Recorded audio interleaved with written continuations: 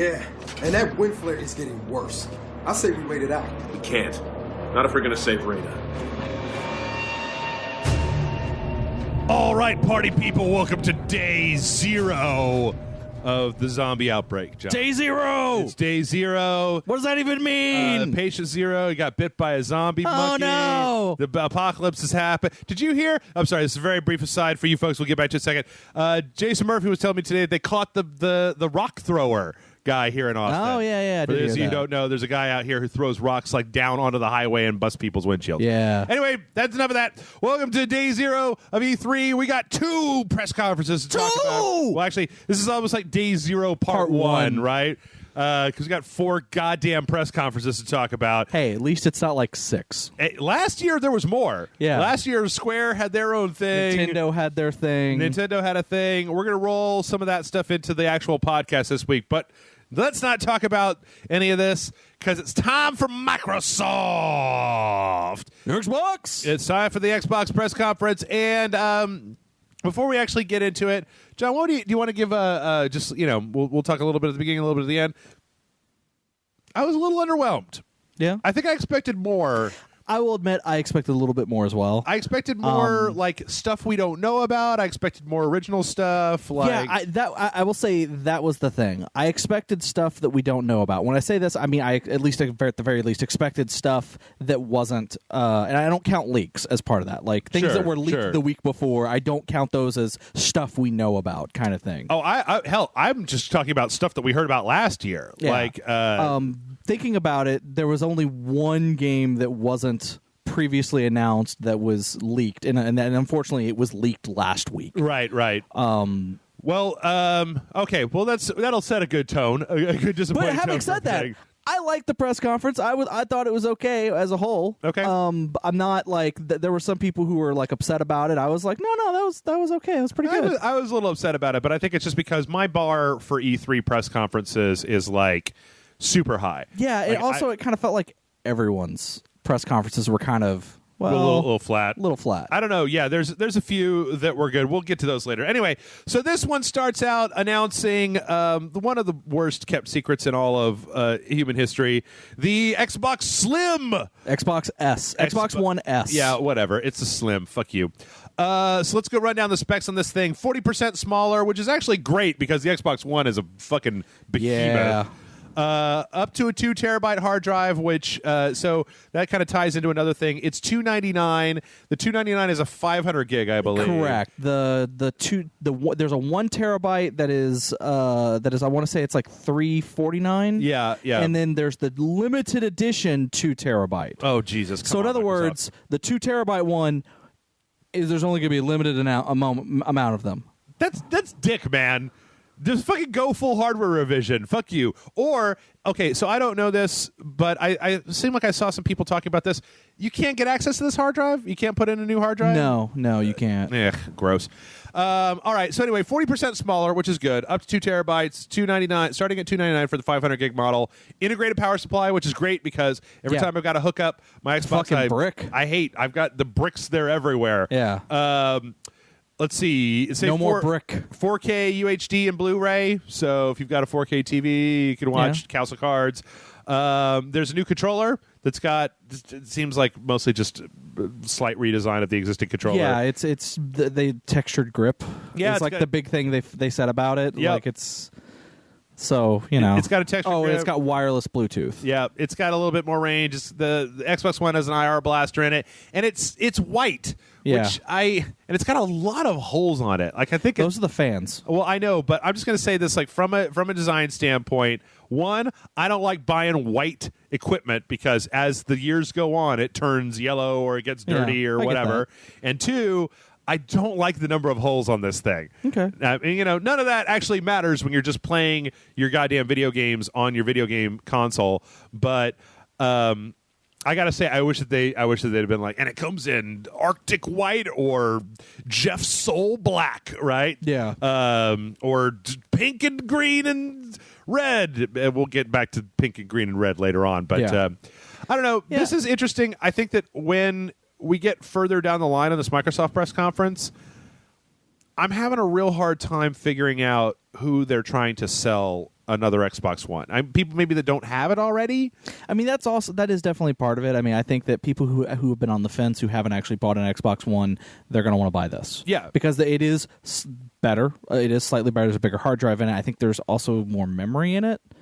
I would assume there's some hardware upgrades for the 4K. Because apparently they did say that certain games will actually run better on the Xbox One S than on the regular OG Xbox One. Okay. Well, I don't know. I feel like this ties into the last thing that they talked about a little bit more. So for right now, let's just hold it down and go. John, are you going to buy an Xbox One S? I might. I'm Really? debating it. Yeah? You Going to go see how much GameStop will give you for your No, Xbox One? no. I'm not going to get rid of my original Xbox One. I'll probably move that into another room. Oh, okay. But it's just like I thought about it the other day, and I'm like, you know what? I want to get rid of the power brick. I want something that's smaller. Sure. Also, since I have like one of the first gen Xbox Ones, The Day One edition? not the Day One edition, but one of the first like series of I got the models. Day One edition. I know you do. But apparently, mine has a little bit of an issue that they have since fixed. Which wouldn't be Xbox if it didn't have an issue that has since been fixed. Sure. Where if you put the disc in, it doesn't actually insert the disc all the way into the drive unless you tilt the console up and let gravity pull the disc the rest of the way. Do what now? Yeah, like it won't even recognize that there's a disc in the drive, and the only way to fix it is you have to tilt the console up a little bit and then put the disc in, and then it pulls it in, and then because it's tilted, it slides all the way into place. Have you tried just getting a running start and just jamming it in? As Oh no, hard I've as you tried that. can? It doesn't because it has the motorized pull in. Sure, yeah. It doesn't allow you to like pop it in or whatever. Yeah. So it doesn't happen all the time, but it happens sometimes, and it's really frustrating. But at first I was a little on the fence because I didn't know what ports were on the back of it, because I know they removed the Kinect sensor support. Right. Like there is no port for a Kinect sensor. Now, apparently there's some kind of adapter that you can get to make it into a USB that'll plug back into there or something like Correct. that? They are going to release an adapter, and if you once it comes out, once this console gets released, you can go, and if you buy one, it'll have a thing like a little slip that'll give you a website, and then if you give them the serial number of your original Xbox and the serial number of your Kinect, they'll send you the adapter for free. Okay. So I just, I think it's funny how is this the year? Is this it, John? It was last year, wasn't it? Where we finally killed the Kinect, where nothing in this conference talks about Kinect support. No. But at all. I haven't seen a game that's boasted Kinect support on. The only time at E3 that I saw a game that boasted it was Dance Central. Yes. I saw a commercial for Dance Central. But you can play Dance Central with a cell phone. I know, but I'm just saying. Yeah. They boasted Kinect support for it. But that's the only reason I keep mine around. Once a year I dust it off so we can play Dance Central. Yeah. But I mean, it's smaller. It's it has that one fix. I can get a bigger hard drive because my hard drive, the one of mine is the 500 gigs. So I can get, even if I get just the 1 terabyte, that's still loads better. Okay. I also do like that they moved one of the USB ports. Mm-hmm. The original Xbox has a USB port on its side. Yeah, it's real weird. And it's a weird place. That's been moved to the front, which is way better.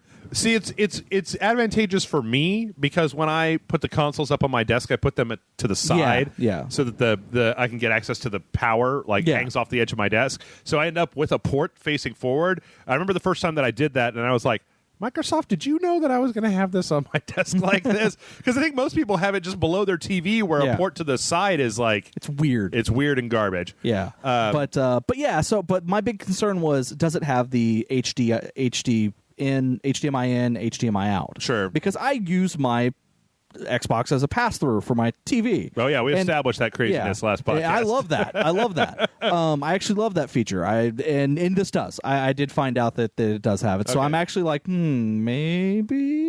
But why does it have it if they're not doing DVR support anymore? Because you can. I mean, they're still having the TV functionality on it, just not DVR. That's weird. Anyway, okay, so Phil Spencer comes out, and I'm going to tell you what. It has an IR blaster on it too. What the fuck? Well, that's true. I'm gonna tell people right now that when we go through these things, as we continue onward, because John and I have lives and we can't just chain ourselves to this room forever, there's going to be a lot of like a person comes up on stage and is like, next generation, teraflops, synergy. And I'm not going to we're talking about video games here. We're not talking about this bullshit. This is actually going to be the conference with the worst offenses with that. Yeah. So if we skip over some particular point, apologies, but I'm mostly looking for video games here. Yeah.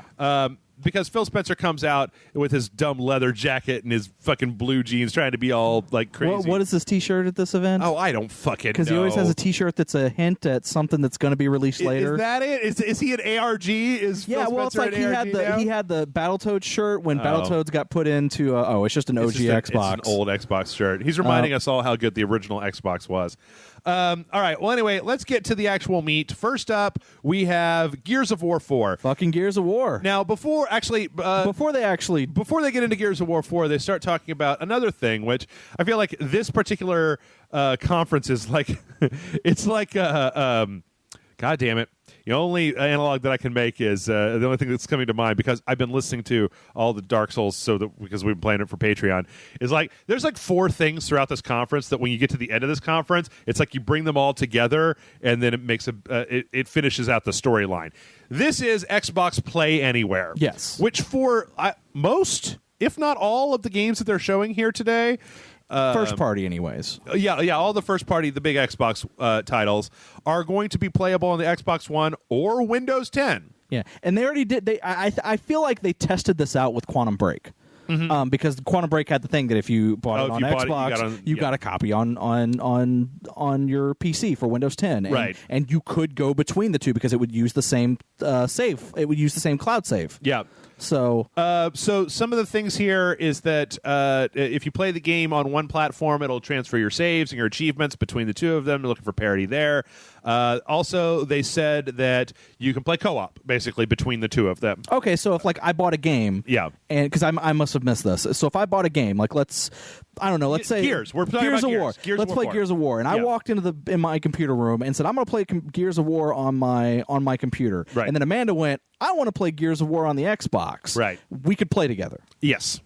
And I just had to buy that one copy. They even talk about, I would assume as much, because they said that if you buy it on one, you can play it on the other. The only thing, I don't know, they haven't outlined that particular scenario, so I don't know if it's going to be the sort of thing where they're tying that copy to your gamer ID and you have to be logged in, but then, I don't know. Yeah, I don't know about that, but the scenario that you've just laid out could possibly function. As long as she's logged into her own Xbox Live account. I would assume as much. Okay. Yeah. All right. So, yeah, because they specifically talk about Horde Mode 3.0 and Gears of War 4 when they're talking about this Xbox Play Anywhere initiative. So that's pretty cool. But keep that in the back of your mind, because keep that in the Xbox S, and we'll come back to that later. But in the meantime, they're playing Gears of War. They bring out Laura Bailey, who's the voice of Kate. They're talking about, in this particular gameplay demo, they're trying to rescue Kate's mom, Reyna, from the Swarm, I guess, are the bad guys in this, is what they're calling them? Yeah, it's a new enemy. And the storyline, from what I understand, is that this is a new enemy because there's been, since the end of Gears of War 3, the world has actually been at peace. Right. And they've had like 10 years of peace or 15 years of peace or something like that. And you're essentially on Emergence Day for this new enemy. Okay. So instead of coming into a game where Emergence Day was a long time ago and the war's been going on for years, right, you're at the forefront of it this time. Okay, because there's a couple of enemies. I mean, there's these little golem-looking motherfuckers who are weird, but then there's also these other enemies that actually look an awful lot like the Locust? The Locust, there we go. I was going to say the Covenant, I was going to say the Lambent, that's not right. I have a feeling that they're tied to the Locust in some way. Yeah. As far as this gameplay goes, I wrote down a lot, but I don't know that there's a lot to talk about because it looks an awful lot like just a really good-looking Gears of War. Let's talk about one of the themes of E3. Okay. Weather. There actually, is weather. This particular demo has a lot of weather, and the weather actually seems like it kind of factors in a little bit. Yeah. Like when you this takes place on top of this dam in the middle of a sandstorm. Yeah. And when you kill enemies, they like fly away. And later on, there's like a part where the characters are all avoiding lightning. So I don't know if there was much weather in Gears 3? Not really. 1, 2, 3 Judgment. I don't remember I mean, there there's being rain. anything. Yeah, but it didn't really factor into the No. gameplay. No. Now, let's be clear that the wind here doesn't. It's not like their shots are off because of the wind or there's any other consideration. Yeah, it's mostly just visibility stuff. Yeah, but they kind of work their way across. It is very pretty looking. Yeah. Like it's very. I also like the fact, and we're not seeing it here on the screen because we're watching a video. We're kind of watching the video while we're talking. Yeah. But there's also the environment is destructible. Mm-hmm. So when you are in cover, your cover can be destroyed. I know what you're talking about. We'll get to that. We'll come to that in just 1 second because they're about to get to the other side of this. So in this particular thing, there's a big kind of quick time event with a catapult. It's very much like what do you call that? My mind is blanking. When on a video game, it's set piece. A set very piece, much yeah. a set piece. Yeah. Like I doubt that's going to be a big thing. We see this one weapon where the girl here, Kate, like sticks an enemy and Yeah. then shoots them after they're dead. Seems a little redundant. But I mean, the rest of it. Oh, wait, hold on. Brief aside here. Let's pause this. Microsoft, whoever the fuck was running your camera setup needs to be dragged outside and beaten with a sack of batteries. I agree. Because they keep cutting to this shot of the audience watching the video, and I know that you can't just stay on the video the entire time, or else people are just going to capture that and then put it up as a trailer. That's the only reason I can think of why they would keep doing this, because we want to watch the game, not an audience silently watching the game. Now, I don't mind it so much during like a walkthrough, like a demo like this. Where I have issues with it are when they're showing like reveal trailers, which we'll come back to later. which we'll come back to. But for this, they just keep cutting back, and it's like, I wish you would just stick up with the characters, because again, this is a real pretty game. Like Yeah. it's real beautiful, and I wish I could see a little bit more of the environment detail instead of looking over the shoulders of all of these people, who I'm assuming most of these people are Microsoft employees, because they cheer at some shit that I don't know. I think that Microsoft might have gotten tired of making an announcement and then having it kind of thud, and they were just like, all right, you guys come in here. It's like the lady in the Elder Scrolls. Oh, the right? woo! Yeah! Woo! Except that they'll be like, oh man, now we've got NAT 4.5 integrated into the things, and there's like 5 people who are just like, yeah, motherfucker, yeah. And it's like, no, you don't. Normal people don't clap for that.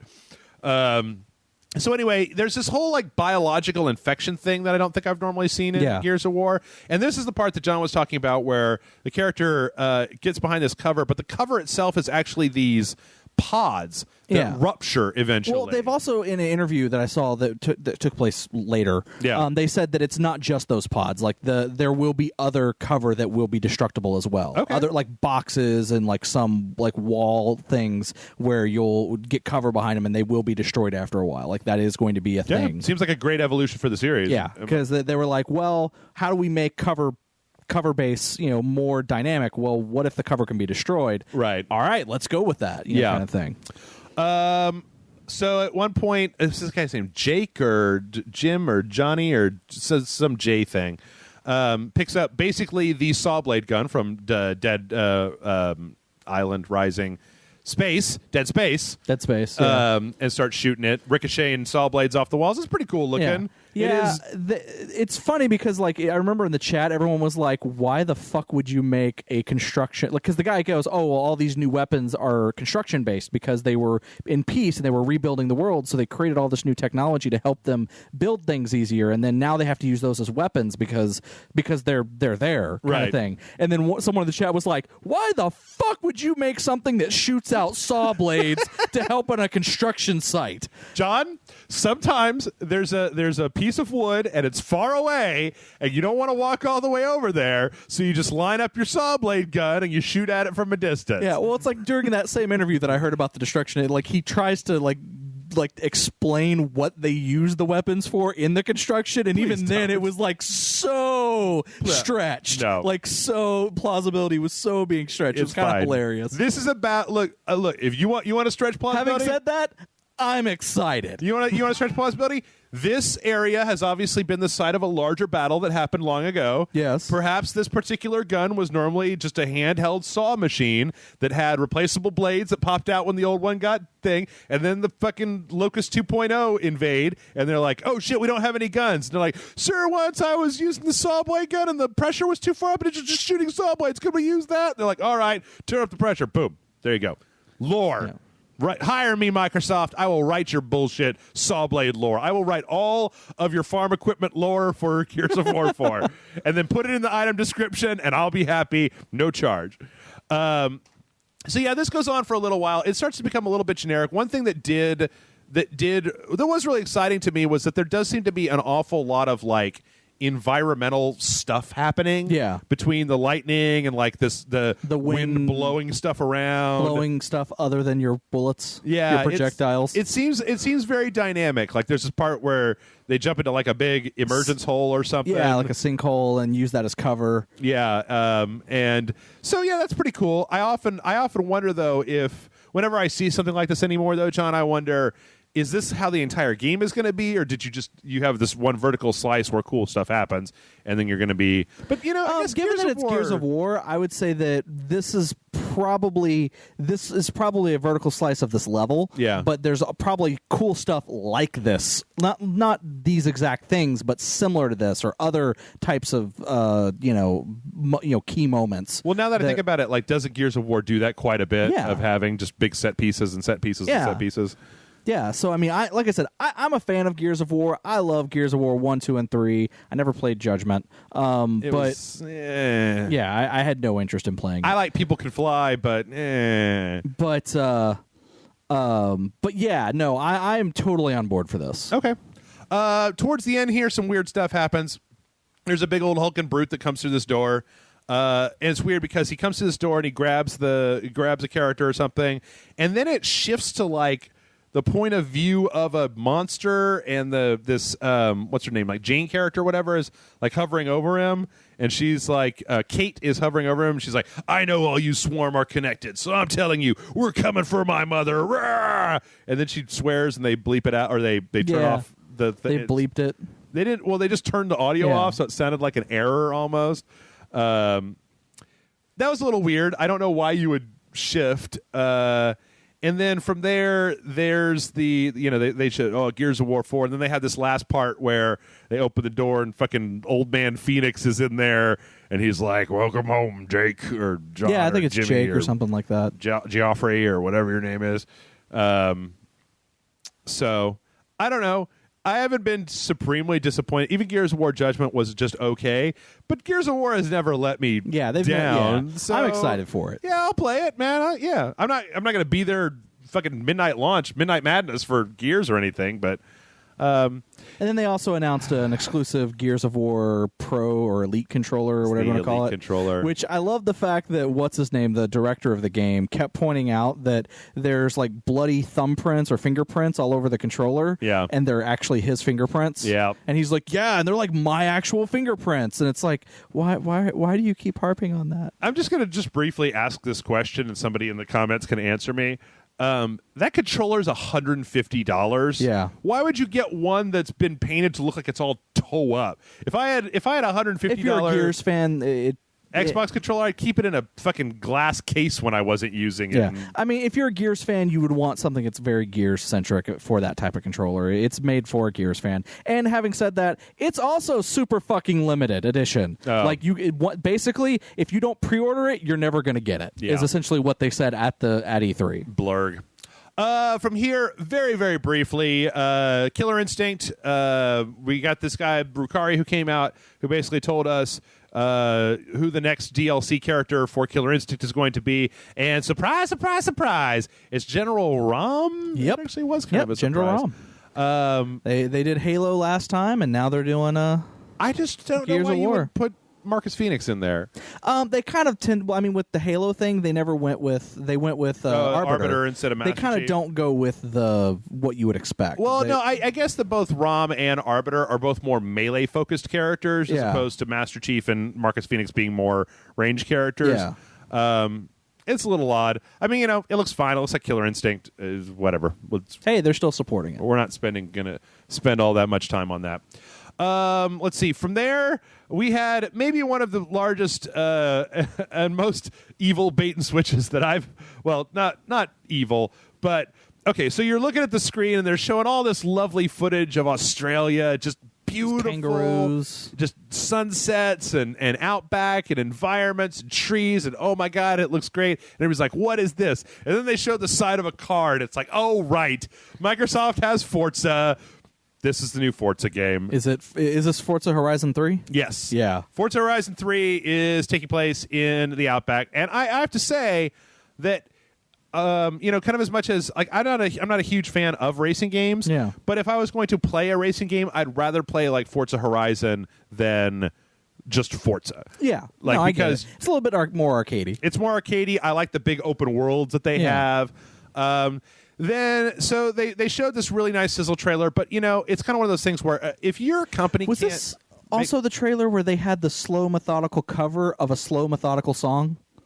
I don't know, Because I saw a trailer for Forza Horizon 3, and I tuned out on this, but I saw a trailer somewhere else where it was the Lyle Lovett, I Want to Fall in Love. Yeah. Yeah, that's what it is. And it's hilarious because that's a slow song, Right. and they made a slower, methodical version of that song. Nobody told them the secret is that you have to take a fast song and then slow it down and make a soulful cover for your trailer. So Forza Horizon 3, I don't know that I know enough to really say. I could just tell you guys what they did or what they talked about. Basically, it's going to be in Australia. You're going to be able to drive around wherever. They actually have a really confusing stage show for this because they have 4 different people, 2 people on Windows 10 and 2 people on Xboxes, and like one person has a controller, one person's using mouse and keyboard, one person's using like a steering wheel. Okay. And they keep cutting between the different people. Okay. So, and they show, they talk about this, and I guess this wasn't in the last game where like you and your friends can just be like, hey, I want to have a co-op match, and then your friends go, okay, and then they all just jump into your game, and you've got the same weather mechanics and the same, Oh, okay. and then you guys can drive, and you could do the single player campaign, I guess, co-op with your friends. Yeah, that's what it was just saying on the screen. It's Play Anywhere as well. It looks really, I mean, like I it's funny. It's strange to say this, but I don't know if I've seen a racing game in this style of environment since like maybe what was that PlayStation game, like Dirt Storm or Motorstorm? Motorstorm, yeah. I mean, like most games take place either on Or Rally, Dirt Rally, or Dirt. Like Dirt, and then also Motorstorm, and I mean, but Dirt's rally. That's Yeah. rally courses. Like this is has a slightly different feel to it. And then most of like Forza's on tracks, Need for Speed's in cities. This is just like I like it. Driving along the beach, driving along these like jungle. and it's forests. interesting to see these like really high priced like Lamborghini style cars, like like cars strictly built for speed on the asphalt, Right. driving around in jungles and all terrain. And Let's not think super hard about that. About the fact that the intake valves would be immediately clogged with sand and destroyed. yeah, So yeah, that was Forza Horizon 3. I don't know that there's really a whole lot. I mean, I don't have much to say. I don't really about play it. racing games I don't like really you, play racing so games either. but I mean, it looked nice. I mean, hey, the one thing I did write down here was the guy at one point said, and you can have so much laid back fun in Horizon, and I'm just like, is a racing game super laid back? Because I'm always like, shit, take the turn, shit, go 150 miles an hour, shit. Like that's how I play racing games. That's how you play all games. Well, yeah, but you heard the part where I said 150 miles per hour. Yeah, That's the okay. racing game part. Oh, okay. Normally it's like, shit, stab that, shit, shoot that guy. All right, next up, I feel like when we were watching on Twitch that I saw this trailer over and over and over again for Oh yeah, Recore. Yeah, because I think GameSpot and like Twitch kept replaying the trailer. Yeah, it's a nice trailer. It's very stylized. It shows us. I kind of wish that like this is one of those things that I'm going to point out as one of the reasons why I was a little bit disappointed with the Microsoft conference is that last year they showed us a teaser for Recore. This year, perfect opportunity to show gameplay, Like an actual Demo demo of- and not just a trailer with cut footage. right? which so there's some stylized parts here, but they introduce a few new robots. Yes. Jewel, the leader, or Jewel is the actual character that Yeah. we've seen. She's the girl. Yeah, with the kind of Mad Max style. And then She has there's a grappling arm and to yank out the big Cores. power cores. We've got Mac, the Explorer, who is the dog robot that we saw last time. Then there is Seth, and I'm not making up these Explorer and escape artist things. This is what they call them on the screen. Seth, the escape artist, who's like a quadrupedal robot. yeah, he's kind of like a spider. Yeah, who seems like Jewel can latch onto to do Yeah. like platforming puzzles and stuff like that. And then we see Duncan, who is the heavy hitter, who's like more of a bipedal kind of like ape Yeah, shaped, like a well, gorilla. We kind of saw a thing with him in the Last year? Last year. There's in been the, so many games since last year, John. I didn't just fucking. yeah, I'm just saying we saw a little bit of Duncan. But it seems like when I look at the actual, then after that, there's a little bit of a little gameplay montage. It seems like it's going to be a third-person action platformer. I'm still interested in playing it. Who's it that's making this? It's Inafune's team. Okay. I forget what they're called, what their company's called, but the same people who make Mighty Number 9. Okay. This looks like it looks interesting. It's not exactly doing anything that's knocking my goddamn socks off. But One of the things I heard described about it is, what if you took because apparently the people working on this game are a bunch of ex Metroid Prime developers Oh, okay. and Mega Man developers. Okay. And so the gameplay comes off as this weird mishmash of both Mega Man and Metroid. Metroid Prime. Yeah. Okay. Well, that's cool. Hey, man, you're speaking my language. Love Metroid, love Mega Man. Let's do it. One thing that I think was kind of interesting is at the very end, they show a bunch of robots walking out of the shadows, and it looks like there's at least 2 other robots. Yeah, that we didn't get introduced to. One that looks like it's got the squatty that's got tanks, and one that hovers. It's got like little blasters or something hanging down beneath it. I really, honestly, I'm just gonna reiterate here real fast that I really think that they dropped the ball on not showing a gameplay vertical slice for this. Yeah. They did say it does come out September 12th. Yes. Especially for something that's coming out this year. Yeah. Like this, okay, again, we're going to have to keep breaking off here because I have a real I'm confused about Microsoft. Yeah. Right? Outside, like if you had no brand loyalty to Microsoft, if there was nothing, but you were just looking at this like as an outsider, which is what I feel that I am because I didn't come to Because you play a little Xbox. bit of everything. I came to I'll be real clear. I'm really team Sony, but I try to give everything the benefit of the doubt. Like if there's a good Wii U game, there's a good Wii U game. There's a good Xbox One game, there's a good Xbox One game. There's good shit on the PC, great. I tend to start with the PS4 and then go from there. But okay, ReCore was announced last year. I know that a lot of people on Rage Select were really interested in it. I haven't seen jack shit about it from last E3 to this E3. It's coming out July, August, September. In 3 months. This is the time to get people jazzed for it. Yeah. Like, this is the time to get people all up on Twitter like, oh, my God, did you see that ReCore gameplay demo? I can't wait. It looks so cool. It looks so fun.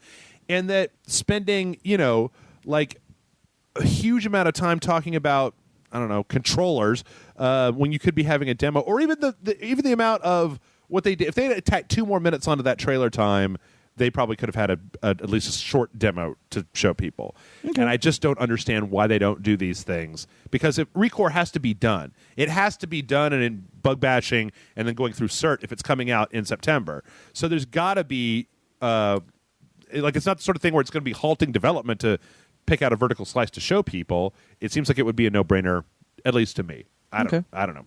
Because is it exclusive? Yes. So, because it is exclusive. It's being kind of worked, like there are actual Microsoft employees that are also working on this as well. Well, so that's what I don't understand is if it's gonna be an exclusive, like really shove it in people's faces. Yeah, no, I can agree with that. In fact, I would probably say that if I was Microsoft, I would have traded all the time for this next segment and given it to ReCore because this is Final Fantasy 15, which is starting to. I mean, like, I've seen so goddamn much Final Fantasy 15 at this point.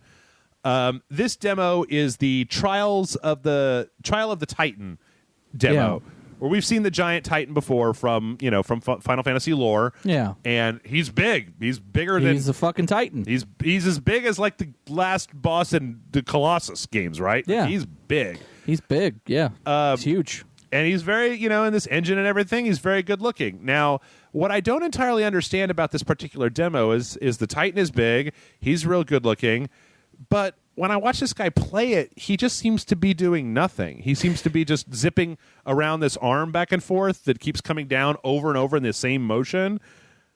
You got a weird look on your face. So they actually, what's funny is there was a moment when we switched when we were watching the various streams later where we switched to the Square Enix, and they were was it in the 20 minutes where they were talking about the box art? Before that, it was before the 20 minutes where they talked about the box art.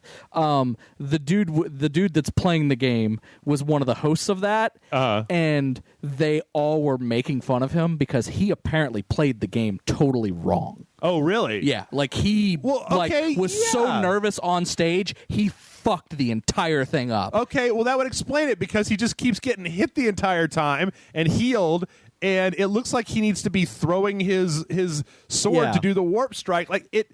Yeah, like apparently later in the day they redid the demo and he got to play it again, and he did better. Okay, but so I'm gonna chalk it up to him being nervous.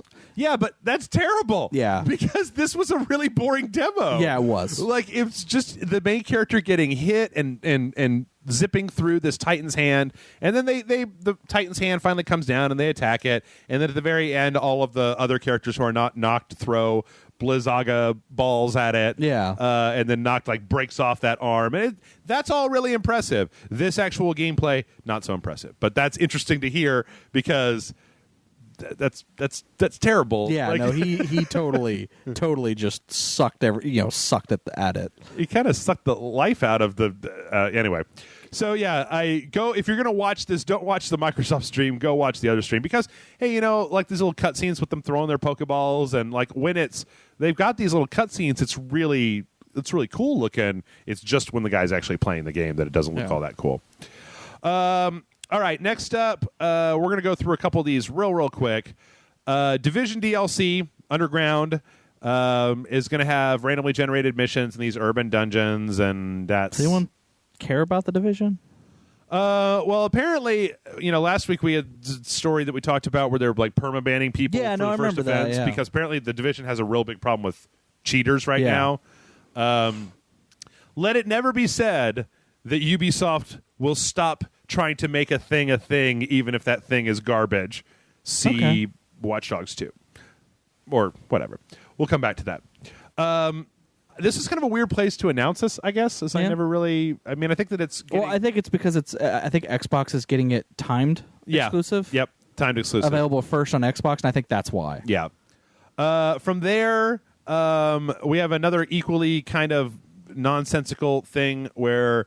The general manager of DICE comes out and basically says Battlefield 1 is going to be available early on the Xbox One through the EA Access program.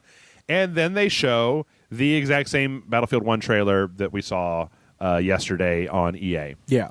From there, Mike Ybarra comes out and... Talks about Xbox Live.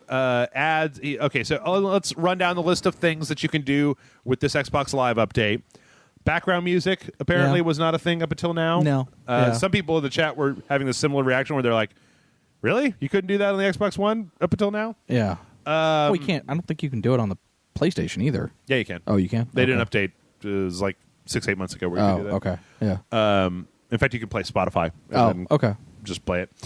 I'm pretty sure. I don't know if I've tested it. I don't play a lot. I'm not usually when I know you could do that on the Xbox 360. Like that was one of the features that it came with. Yeah. But I just had a great idea. I'm gonna go after we're done here. At some point, I'm gonna do this. I'm gonna load up Bloodborne. I'm gonna turn down the in-game music all the way, and I'm just gonna put on a Spotify station that's seeded off of Round and Round by Rat, and try playing Bloodborne with all of the cheesiest 80s hair metal that I can find and see how it changes the tone of the game. Oh, I thought you were going to go with Yakety Sax, but... Oh, no. I just want to play Bloodborne, but instead of all of this, instead of all the good music that's in there, just a new Rat from the beginning. Just Rat. I just wanted all Rat and White Snake channel. All right. All right. Anyway, background music. Here's one that I could have totally used, John. Language region independence. Yeah.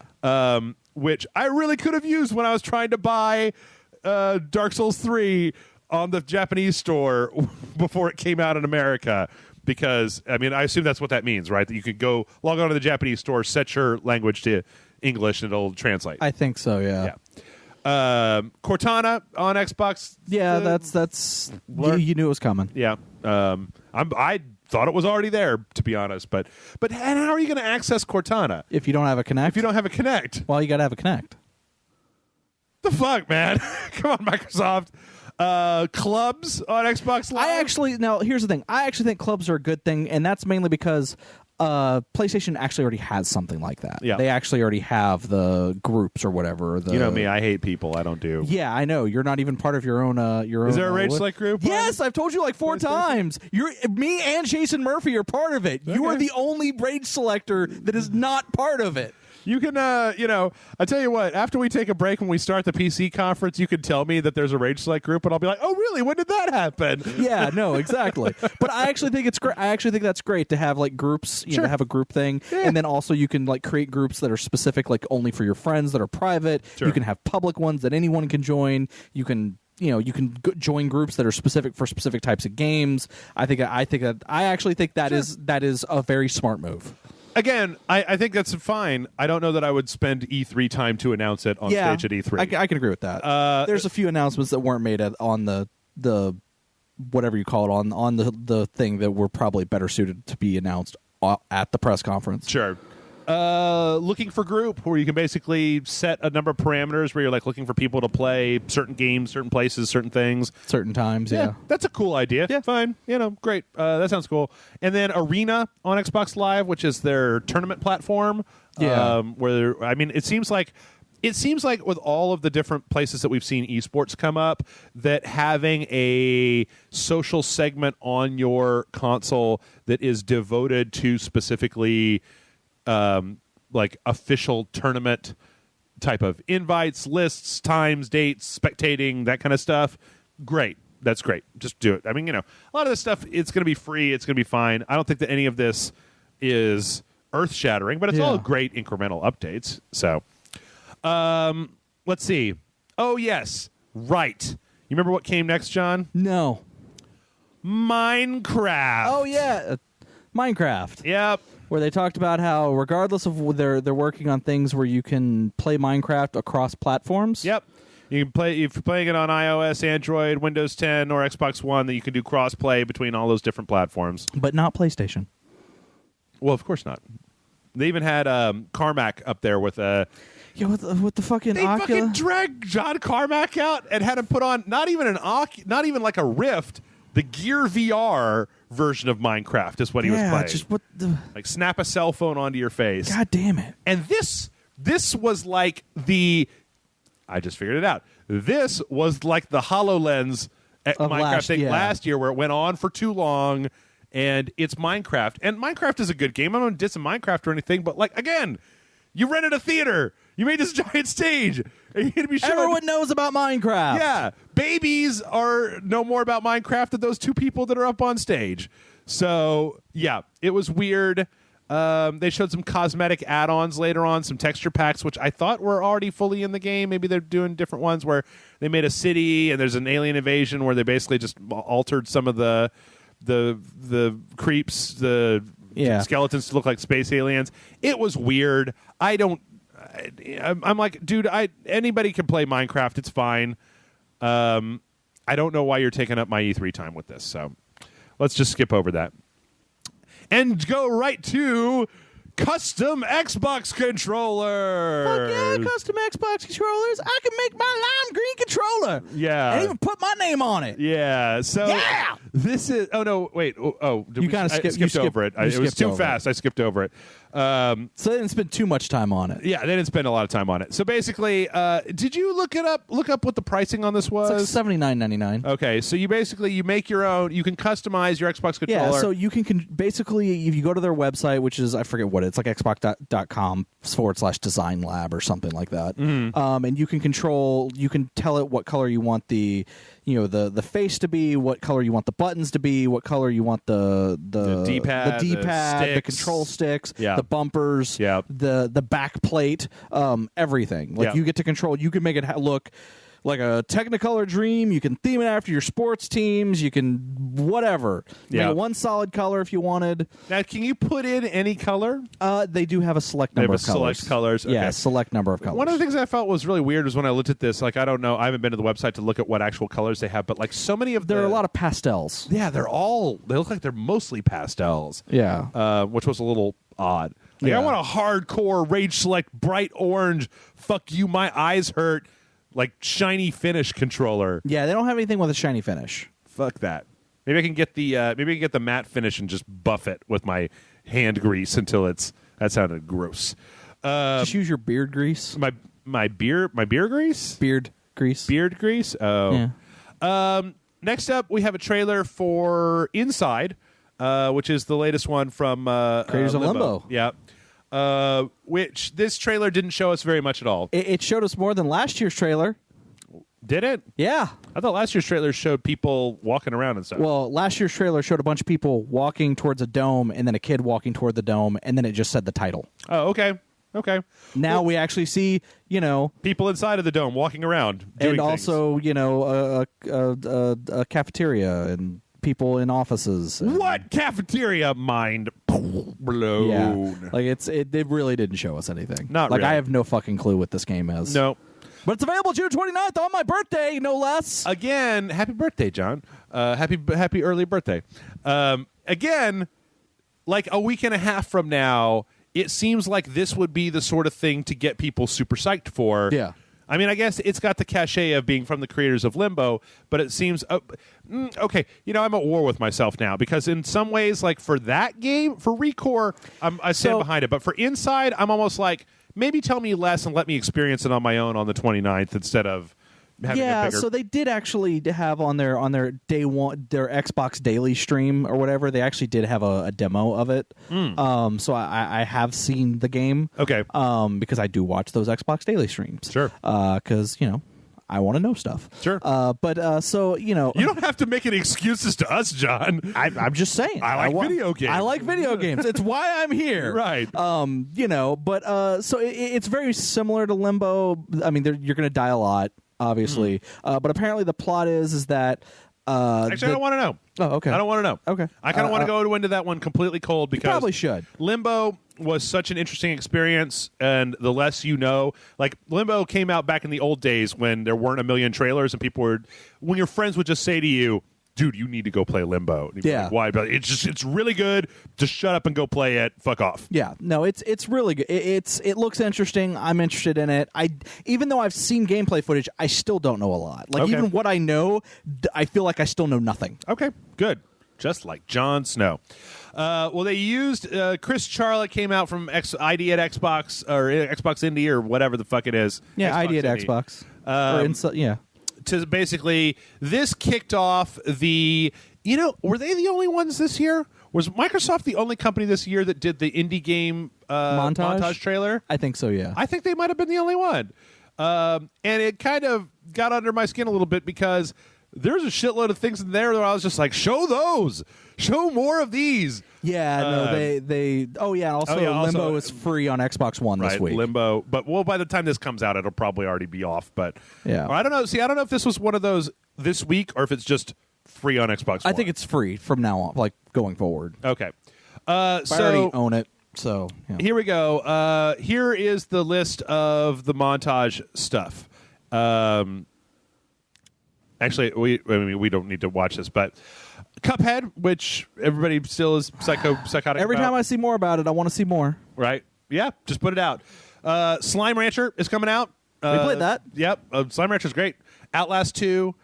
Deliver Us the Moon, which I don't exactly know what that is. It seems like some kind of indie rolling around on the moon type of thing. I don't have any idea what it is. Flint Hook, which is a 16-bit platformer, it looks like. A game called Far, which I don't know what it is, but it looks interesting. It's like a big tank or truck or something that's running. a game called Shadow Tactics, which I from Daedalic. Who are those the guys that did the? No, wait, I think of different people. I don't know. Looks like a feudal Japan. I don't know what. Yeah, like strategy, like almost or like a action game. Diablo-esque type Yep. game. Figment, which looks like a little platformer. The Culling, we already know about the Culling. Yeah, it's that Hunger Games one that's on the PC. It's been in early access. Okay. A game called For the King, which looks kind of cool. It's got a kind of interesting art style to it. Beacon, which I just can't tell. It looks kind of like a... It's like a twin-stick shooter. Yeah. Stardew Valley is coming to Xbox One, which is good. But Yeah, Stardew Valley yeah. out everywhere, yeah. Everyone loves some Stardew Valley. John, Just For You, Hand of Fate 2. Hand of Fate 2! Yep. Below from Capybara, which needs to come the fuck out already. The game that they actually spent like 2 seconds looking at called Raiders of the Broken Planet. And this is by Mercury Steam, the guys Yeah. that made Castlevania, Yeah. Flurgity of Blurgity, whatever the one was where you turn into Dracula at the end. That Lords of Shadow? There you go, yeah. Spoiler alert for Lords of Shadow. So yeah, this looks like an action game. Actually, this looks like a much bigger game than everything else that's on this list. Bloodstained Yeah, Bloodstain looks great. looks great. Ukulele, if you're into the platforming thing, They great. have a trouser snake. Everspace. This game, I don't know if you've heard about this. I looked at this when it was kickstarting. It was kind of all over the place for a I while. think you told me about where it. it's like a third-person roguelike space sim shooter thing. Yeah, I think you told me about this one time. I'm really into this game. I'm not. It's not out yet, but I've seen some streams of it. I really, really want to play this game bad. So it's great that it was on there, and that was it. Risk takers. Yeah. So Rule breakers. Heartbreaker. Game changes. ID and Xbox is coming for you. I don't fucking know what the lyrics So of that. that was great, and I think that a lot of those games look really interesting. I really wish they would have spent more time on those. Mm-hmm. Like, I would have liked to have known more than just a quick, 10 seconds. I would have settled for 10 seconds more than like the 2 Yeah. seconds and then cut off, right? Yeah. Now, having said that, some of those probably, if they spent too much time on, it would probably not do as well, be as interesting. Also, some are out already. Yeah, some are out on PC. Yeah. They talk about Ark a little bit, but I'm going to skip that because they don't say that much about it. But then I've been a real negative Nancy this time, or a real negative Norman this whole round. Then they showed something that, while not Xbox exclusive, I'm really into. Now, from there, when they're talking about ID at Xbox, they bring out the developer of We Happy Few. Yes. This is a game I'm also excited about. which was a Kickstarter. That I remember seeing it on Kickstarter. Now, one thing, let's just pause this real briefly before we talk about what's actually happening in this trailer, because this gameplay segment is incredible. Yeah. I went and looked this up. Once you get out of this particular part of the game, Yeah. the game is a procedurally generated, like, stealth kind of trying to move between like suspicious regular people and then violent deviants. So it's not so much sneaking as in like, oh, you're sneaking. I mean, there is some sneaking moments from what I understand. Right. But the idea is less to sneak and more to blend in and not be noticed. Right. So the conceit here is that this is the 1960s and that everybody, it's like after a war or something. Well, it's World War II. It's Germany World War II? won. Oh, okay. And then Germany had to pull out of Europe for some reason. Okay. And that in this town, the townspeople did something so horrible that they decided they wanted to forget. So they made it law that you have to keep taking a drug that makes you happy, called joy, and it makes you happy. And you have to have this face paint that makes you look like you're smiling even when you're not, right, so that it gives the impression that you're happy. And it's basically these people are drugging themselves so that they don't remember what happened. Yeah. And the plot is that your character starts to remember and decides to not.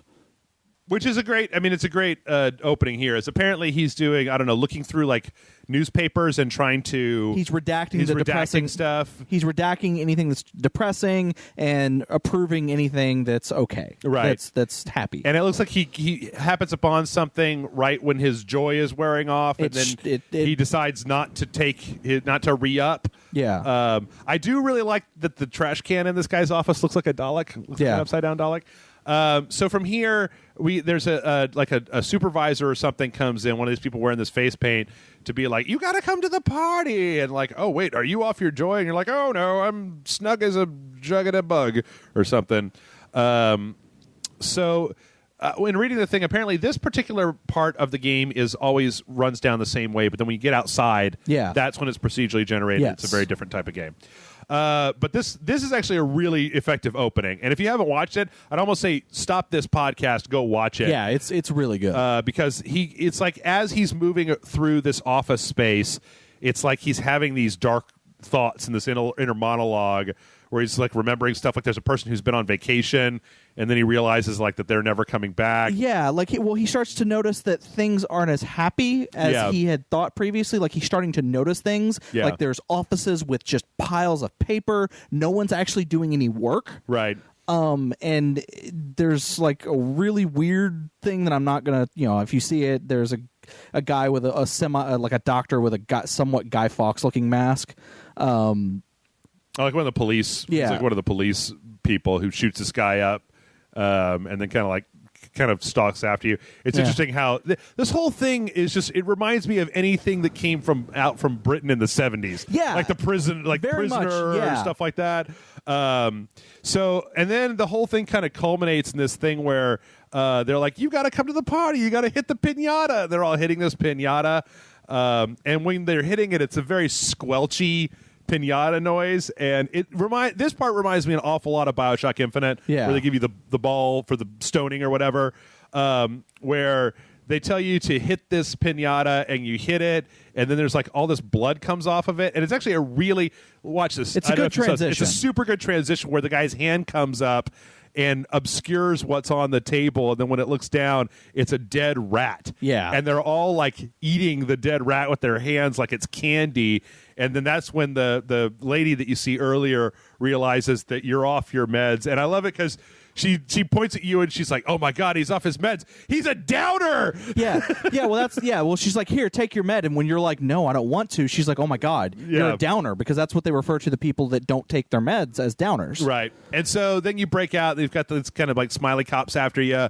It's interesting because I don't think that this particular demo, I think there's going to be some people who see this demo and don't actually understand, think that the game is going to you're going to go outside, you're going to pick up this pipe at the end, you're going to be BioShock. You're going to, but that's probably not what it's going to be. Well, and it's interesting because, I watched a playthrough of this, and they talked about it, and they said originally when they were first working on the game, there was no, like, walk out and beat the shit out of people ability. Like, you could not, like, attack people. Right. Well, the original trailer the Kickstarter trailer was very much like non. So, but apparently, because after thinking about it and talking about it, like, you can now. That is an option. You can just walk out and start beating the shit out of people. Hell yeah! Now there's repercussions and stuff for doing that, but of course it's awesome, is what it is. No more rat piñatas. But yeah, no, I'm totally excited for this. It's coming to the Xbox Game Preview, which is their version of early access, on the same day as the Steam Early Access version.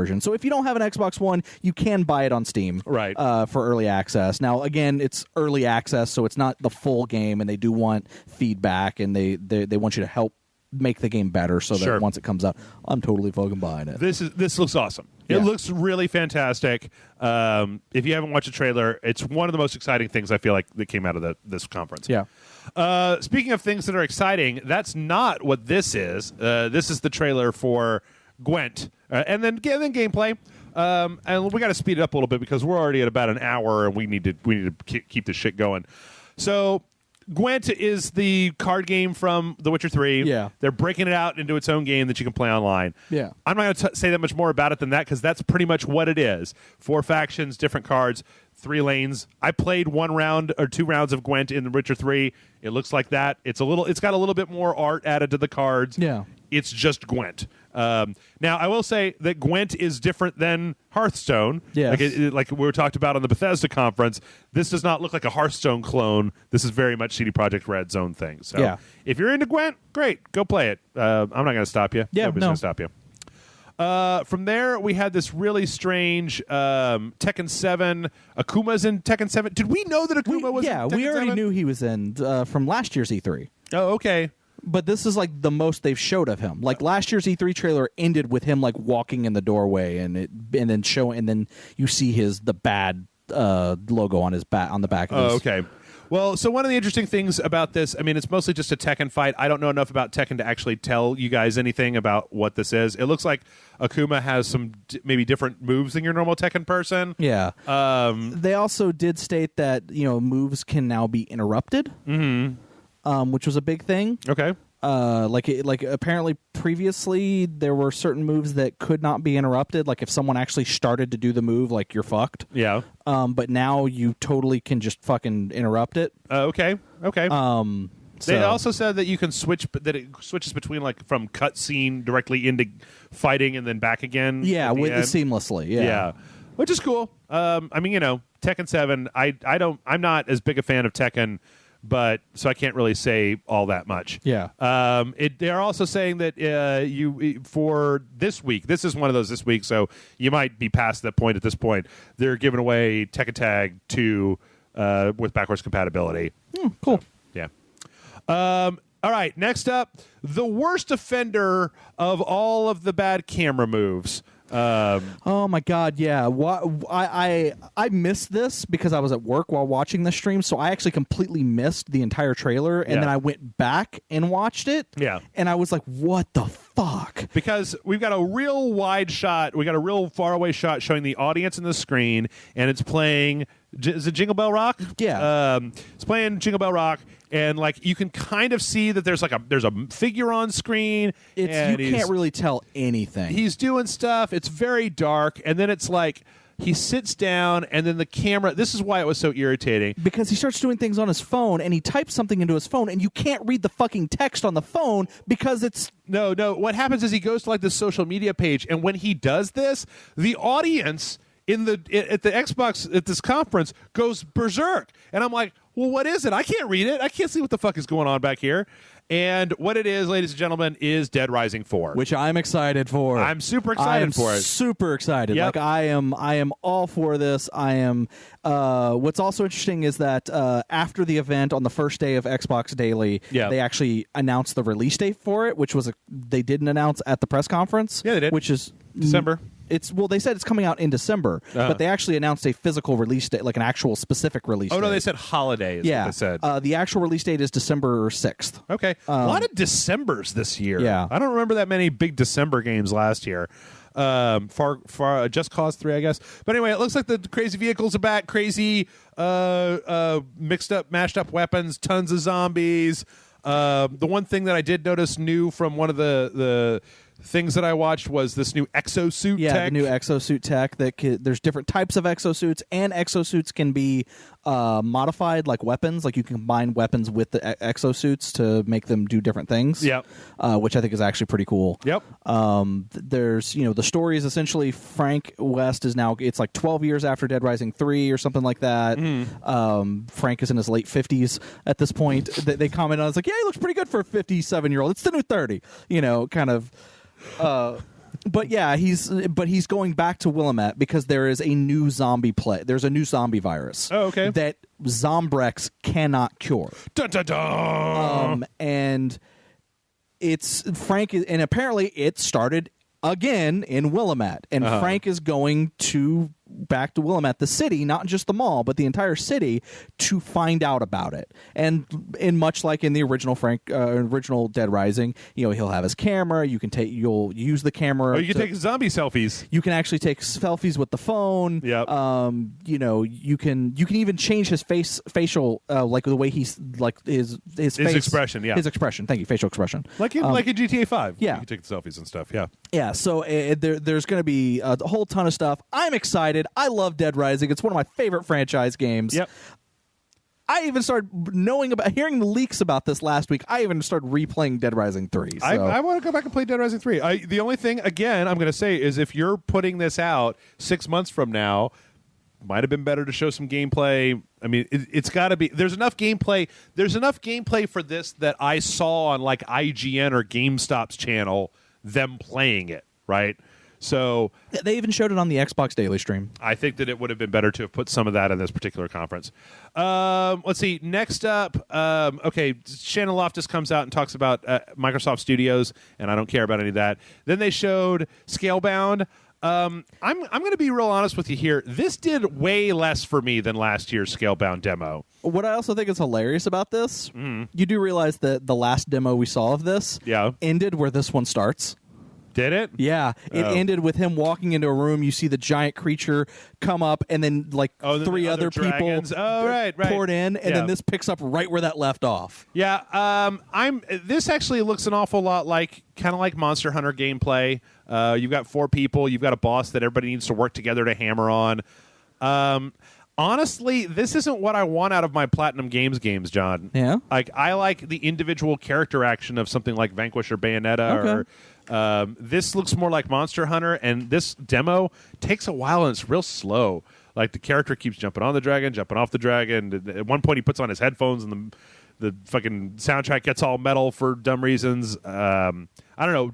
What did you think of this? I didn't even write much down because this was just a big kind of like. I want to play it. I'm like I said, I've seen enough of it from last year that I'm like, okay, well, just put it out already. Well, I'm not like it needs to be out like right now or whatever. I'm just like, all right, cool. You don't need to show me anything else. Just when it comes out, I will check it out. Yeah. I don't know. You guys can watch it. I don't really have a lot to say about this. Like the weird thing is that it looks like a generic third-person action game. And I'm not saying that it looks bad, but usually with Platinum, I expect craziness and super fast action and stuff like that. So I don't know.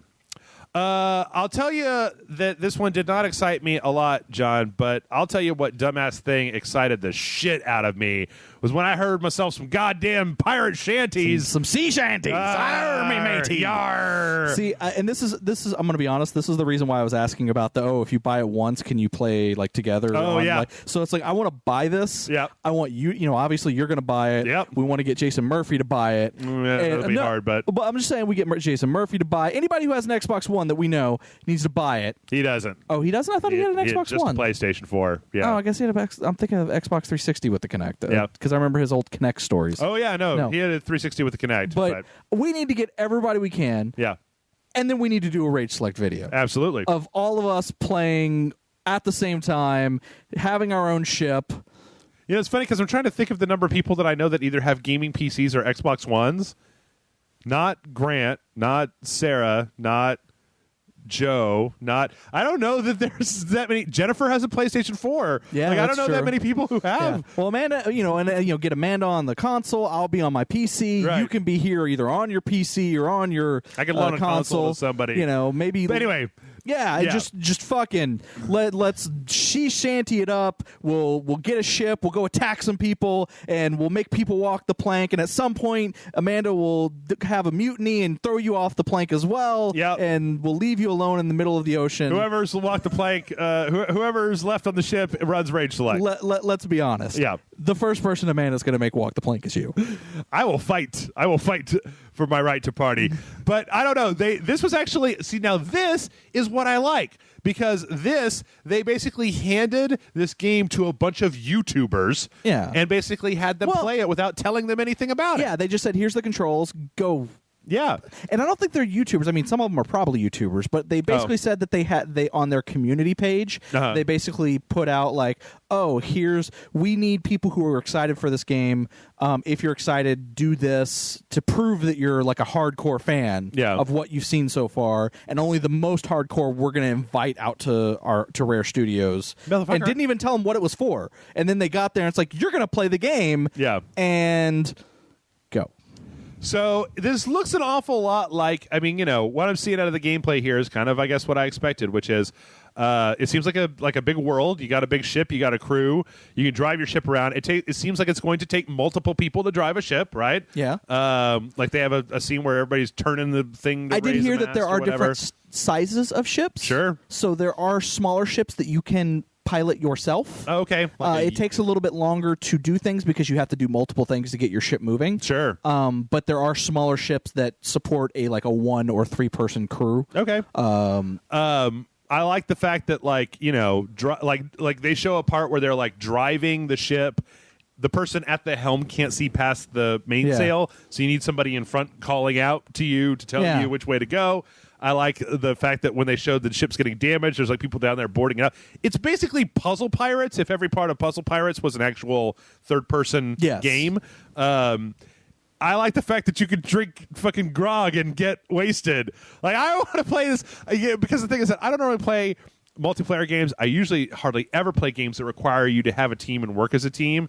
Games that require like people to talk to each other. Yeah. But you show me this with all these people running around, and then you swell up the fucking Pirates of the Caribbean music in the background, and you see this glittering jewel of If I had one complaint, and this isn't a complaint on the video, it's more of the complaint on the people playing, they really should have gotten into character. Oh. If they had gotten into character, like if they had slowly over the course of the video started being more piratey, like it would have just been, I think that would have just been amazing. Now, I can tell you right now that we don't see any swashbuckling. We don't see any sword fighting or anything like that. No. It's mostly just ship-on-ship combat. Ship-on-ship combat. It looks really beautiful, Yeah, though. it does. Like, it looks really pretty.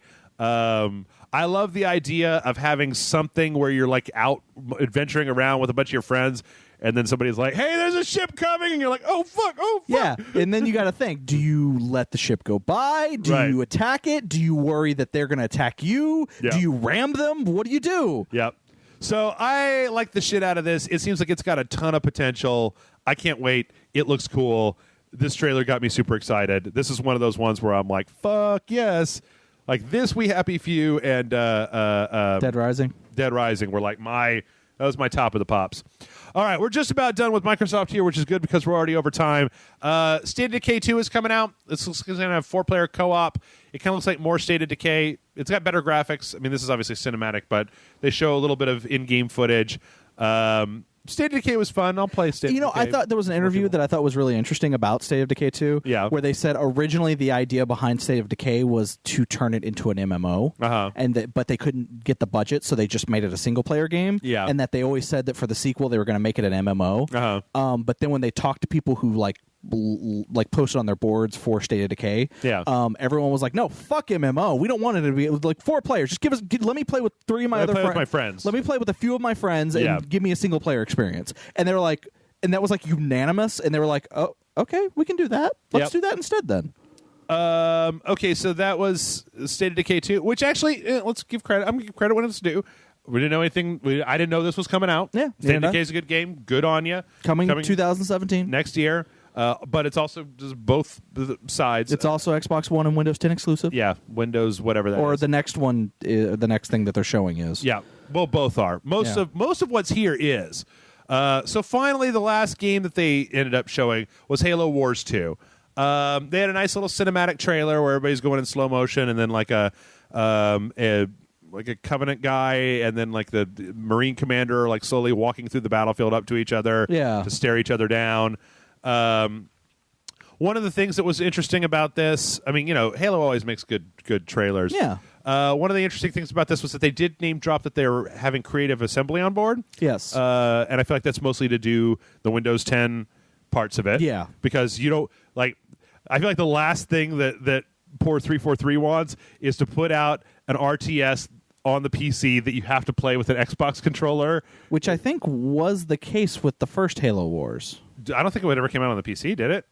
Did it not? I don't think it did. Okay, maybe it was Xbox. I don't know. I never played it. So like they talk about apparently, you're getting onto this like this you're going to wake up and you're on this ship and you're fighting against the Banished, led by a guy called Atriox. None of this really means anything to me. You guys know that I don't know shit about Halo. But I never played the first Halo Wars, so I can't really comment. Yeah, it looks good. Apparently a lot of people liked it. Oh no, it was totally on Windows. Yeah, you got me there, John. Yeah, so I don't know that I have a whole hell of a lot. Like, they actually showed more gameplay of this during the PC conference that we're talking about next than they did during this. But it looks like, you get a bunch of guys, you put them in a group, you have them go shoot the other guys. Yeah. And, I think the biggest takeaway from this was the announcement of a beta.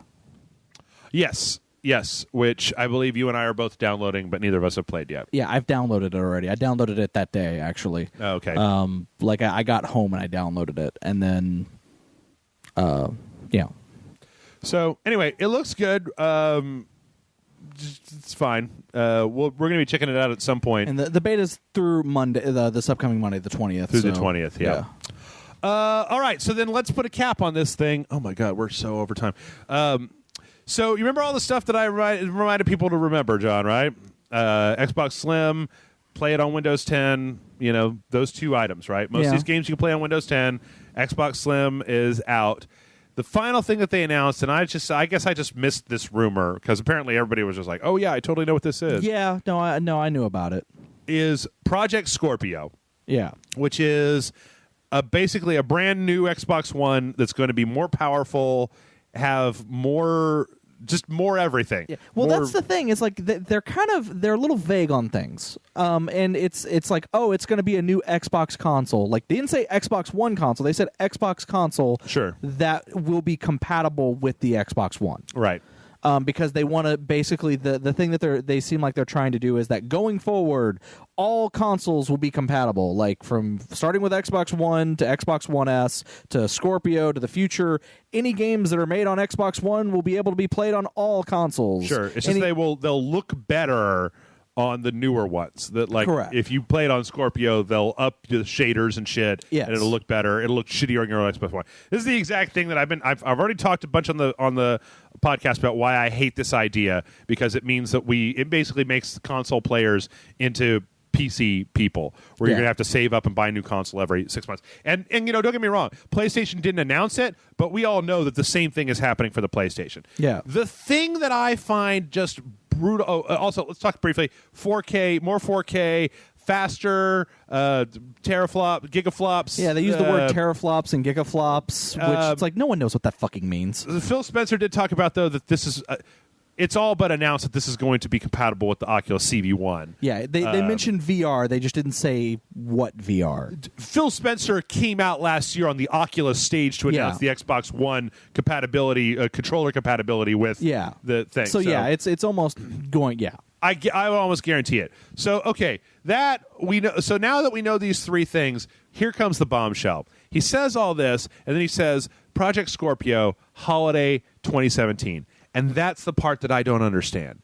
Because here's the thing. We said the exact same thing when the NX comes out, right? Let's say that I don't talk about it on the podcast all the time, but Microsoft is way behind Sony when it comes to console sales. Yeah, no, they are.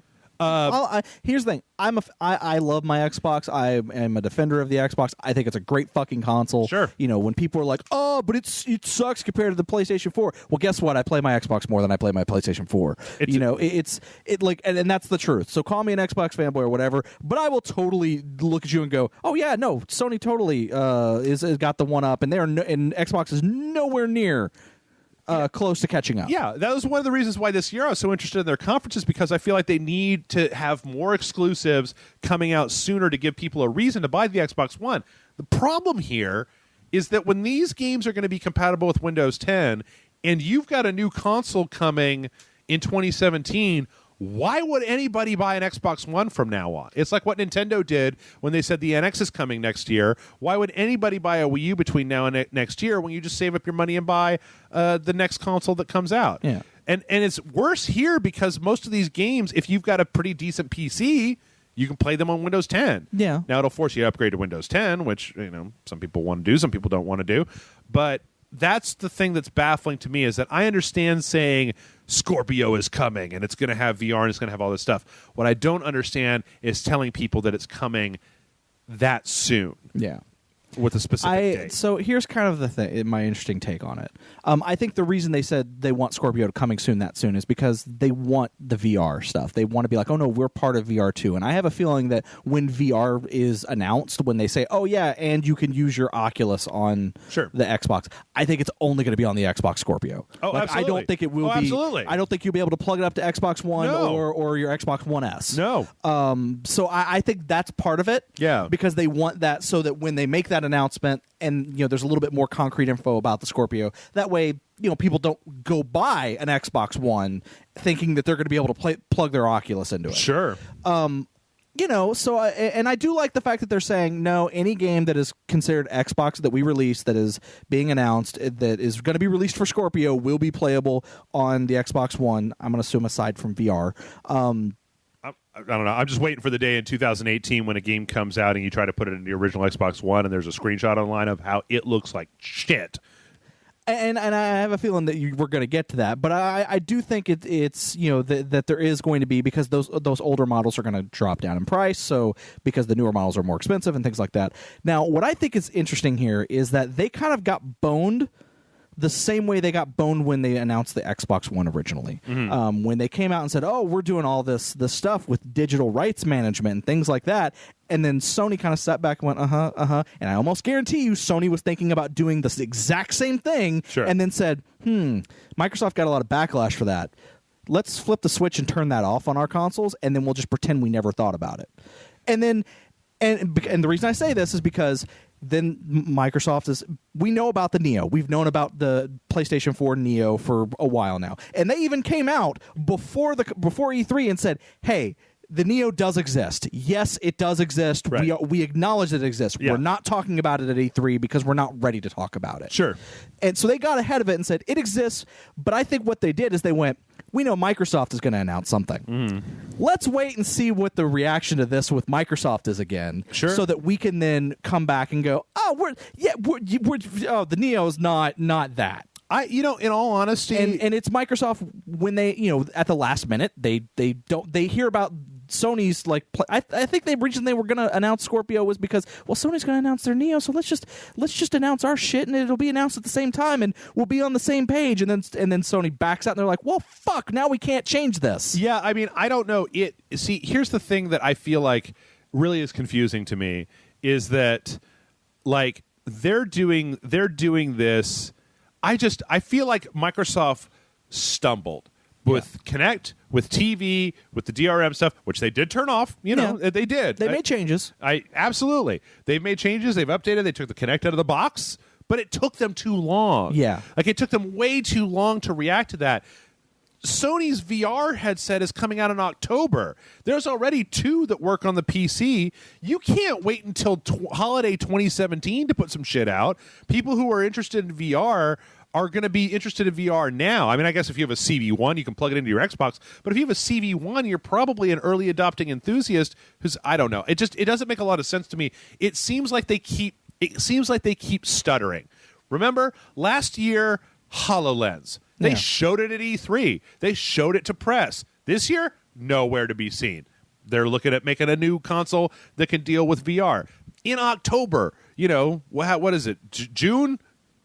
4 months from now, Sony's VR tech is out. The Vive and the fucking Oculus are already out. I feel like they're playing catch up yet again to this stuff, and that they're not. They need to, if they're going to do that, they need to hurry the fuck up and get it the fuck out there. And I think the problem is because the VR thing that they're going to be using is not an in-house VR. Sure. I think it's because they're partnering with somebody to provide that hardware so that they don't have to spend the money to develop that tech. But the problem is they have to develop the technology that makes it compatible with Sure. that technology. Absolutely. And that is what's taking the time, especially with all the growing pains that Oculus has had. Absolutely. Because Yep. I mean, there are more games for the Vive than there are for Oculus. A ton more. And on top of that, Vive has controllers. Mm-hmm. The Oculus will have controllers at some point. Yep. Oculus is stumbling, and I feel like that's also causing Microsoft to stumble because they hedge their bets with them. And I agree with you. Microsoft is stumbling. They are stumbling in more ways than I can count, and it sucks. And I think that they're also trying to get ahead of certain things and trying to hold back other things to kind of see how the landscape plays out, but they're doing it in the wrong way. I honestly feel like the issue that I see is that they never, because of the weird focus split between Kinect, in a few ways, HoloLens, the DVR stuff, all the TV stuff, that Sony came out and basically said, we're selling you a game system. Now, we might hang VR over here, we might hang a Move controller over here, we might hang this over here, but from the jump, they've been like, this is a box you put on your TV and play fucking video games on. And they've done nothing over the last is it 2 years, 3 years now? Than just like, here's a game, here's another game, here's another game, here's another game that you need you need a PlayStation to play. Yeah. And there's been like what, a half dozen for the Xbox One exclusives. And going back to it, I think this is something I said last year. I think Microsoft is making all the mistakes Sony did with the PS3. Absolutely. Because, like you said, with the PS3, Sony was like, oh, it can play movies, it can play Blu-rays, it can play music, it can do all this stuff in addition to playing your games. Your games are cool, but we want to talk about all this other stuff that you're doing. Right. And they made a bunch of mistakes, and they got backlash for it because they thought, we made the PS2, fuck you, we can do whatever we want. Right. And now Microsoft's going, we made the fucking Xbox 360, fuck you, we can do whatever we want and it'll sell. And they're now learning the same mistake that Sony did. Shit, this is almost the exact same timeline, right? 3 Yeah. years after launch, there's a Slim with a price cut. Yeah. Right? That's almost exactly what happened with Sony. Yeah, isn't so it? I mean, Like- it's legitimately they're making the same mistakes. Yeah. And it's kind of interesting because Sony's on the other side going, yeah, we were there. We learned from that. So well, because Sony's playing the Xbox 360 playbook. Yeah. Social games. That's all that it is. Like, fuck the rest of it. Yeah. Hey,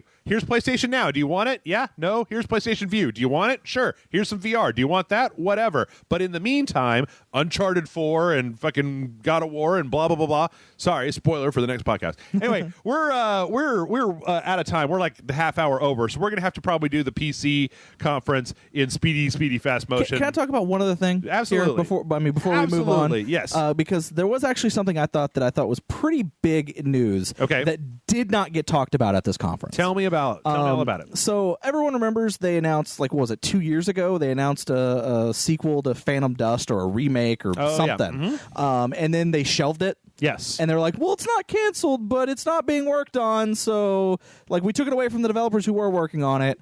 And then today, on YouTube's stream, basically they came out and said, oh, hey, we are re-releasing the original Phantom Dust on Xbox One next year, 2017. And the Xbox version. Yeah, the original Xbox Dust. version. Mm-hmm. Apparently what they're doing is because it got a super limited release here in the States. So it's very rare and hard to find. Okay. But they're re-releasing it. It is coming out. So if you're a fan of Phantom Dust, the original Phantom Dust or anything, you that's great news. Apparently they are making, they made it more compatible with Xbox Live and the new features that Xbox Live is going to be, that they announced, like clubs and things like that. Yeah. They're making the back end compatible with that stuff. But it's the same game. Like they're not up-resing the HD, so it's still like, I think, what is it, 420p was the resolution. Oh God, yeah. Or maybe 720p at most. Probably 480p. Yeah, Probably. 480p. I mean, it'd be 4x3, right? Yeah, Those were all for 4x3. Yeah, so it's like they're not doing anything to the graphics. The only change they're making to the actual game in any way, major thing, is that apparently there's a card game within the game that you can play online. And originally you had to play the game for like 8 hours before you'd even get the cards to play the card game. Oh, okay. That was the multiplayer. That's a Japanese game right there. Well, apparently they've fixed it so that when you turn on the game, you already have some cards immediately, so you can immediately go online when it comes out. They haven't announced a price point, but they did say it would be a budget title. Okay. They haven't said exactly when it's coming out, other than next year. I think it's kind of cool. It's a little weird that it's the original, and they're just they're not doing any touch-ups to it or anything. They're just like, here it is. Yeah. Like, I think it's a little weird, but I'm kind of intrigued because everyone I know that played that game, like, fucking loves that game. Okay. Like, I have a friend that when I just mentioned that they're just re-releasing it, like, I was like, this is not an HD. They're not doing anything great. He's like, I don't fucking care. I don't have my disc. I can't find this game anymore. The fact that I can play it again and I can play it online again, this is the greatest thing since sliced bread. This is the announcement that I've been waiting for my entire life from Microsoft. Wow. Kind of thing. Like, and it's just like, okay, so this game must be really good. I hope I'm not, I'm not being overhyped here, but I kind of want to play this game now. Okay. And I just thought that was a big thing that they talked about. Apparently, Phil Spencer didn't even know about it. Like, they announced it without, like, or he knew about it a couple weeks before, but apparently he didn't know it was being worked on. Yeah. And then they were like, by the way, we're going to talk about this YouTube stream in the next couple of weeks. And he was like, holy fucking shit. Like, he even tweeted, like, cryptically, so-and-so just showed me something that has won E3 for me personally. Yeah. And like this was like a tweet from like 2 weeks before E3. Yeah. And it turns out that was what he was talking about, because he was like, the one regret I have is that I promised a new Phantom Dust and it's not coming out. Right. And now she's made me not a liar. Yeah. Even though it's not a new Phantom Dust, it's just a Phantom Dust. Yeah, and before we break, just briefly, I also want to make sure that I let people know I want Microsoft to kick Sony's ass. I want all three of them. I want Sony and Microsoft and Nintendo in a room with knives at each other's throats trying to get my dollar, because that's the only way that we win anymore in this Yeah, no, I agree. this game. So I'm just a little disappointed that most of what they showed were either sequels, things that we already knew about. There was few, even We Happy Few, which I think looks incredible, is a PC game too. Yeah. It was a Kickstarter. So anyway, well, let's take a break. And then when we come back, we are going to talk about the PC conference. Was it a greater shit show than last year? Less of a shit show? Same shit show? What level of shit show is the PC game Does it conference? do better than EA? Good question. We'll find out in just a moment. And we are back. We're back, John. Yeah. How you feeling? How's your energy level? I'm good. You good? Yeah. All right. And it's time for the PC gaming show. Yeah. Which I'm just going to say right off the bat, way better than last year's PC gaming show. Yeah. Not the worst press conference this year. Not the worst press conference at all. Well, I don't know if it even was last year. Last year EA did that same bullshit about giving us a bunch of developer offices, right? I felt the PC show was pretty fucking terrible last year. It was kind of a shit show. And we're going to skip the first 15 minutes where they had the showcase showdown on Steam, where they basically gave this lady she had 5 minutes to put everything she wanted in her cart on Steam. Wow. It was weird. You didn't see that? No. It's like they had a contest, and they brought this lady out. They're like, here's Steam. You got 5 minutes. You can buy anything that you want on Steam. So the first thing she did was she went and she bought a bunch of stuff that she wanted specifically, and then she just went to upcoming games sorted by price and just put all of the most expensive things in her cart. Smart move. So all the Game of the Year edition, all of the with season pass editions of Watch Dogs 2 and separate Fractured Butthole and that stuff. Smart move. Yep. So we're going to skip that. So, yep, PC starts out and it's once again hosted by Mr. Day 9, which, man, just What? just have a name. That's what that's what they list him as, is Bracket Day 9 or something like that. That's this guy's name. It's the same guy as last year. Got this weird Kmart brand talk show host, because they got the same setup that they have last year, true. where he's got a Conan O'Brien table and then 2 chairs. Somebody should tell the PC Master Race, you guys got to go stand up awkwardly for 40. Well, I guess he's hosting the entire show by himself, so make that motherfucker stand up. Make him stand up. Well, Don't skip leg day. But yeah, so this actually, just before we start, this year I felt like all they did was they were like, let's talk to developers, gameplay footage, here's a trailer for something that you haven't seen yet while the next developers come out. Yeah. Let's talk to them. Let's show some gameplay footage. Sometimes they go, here's a trailer, now let's bring out the developer. Right.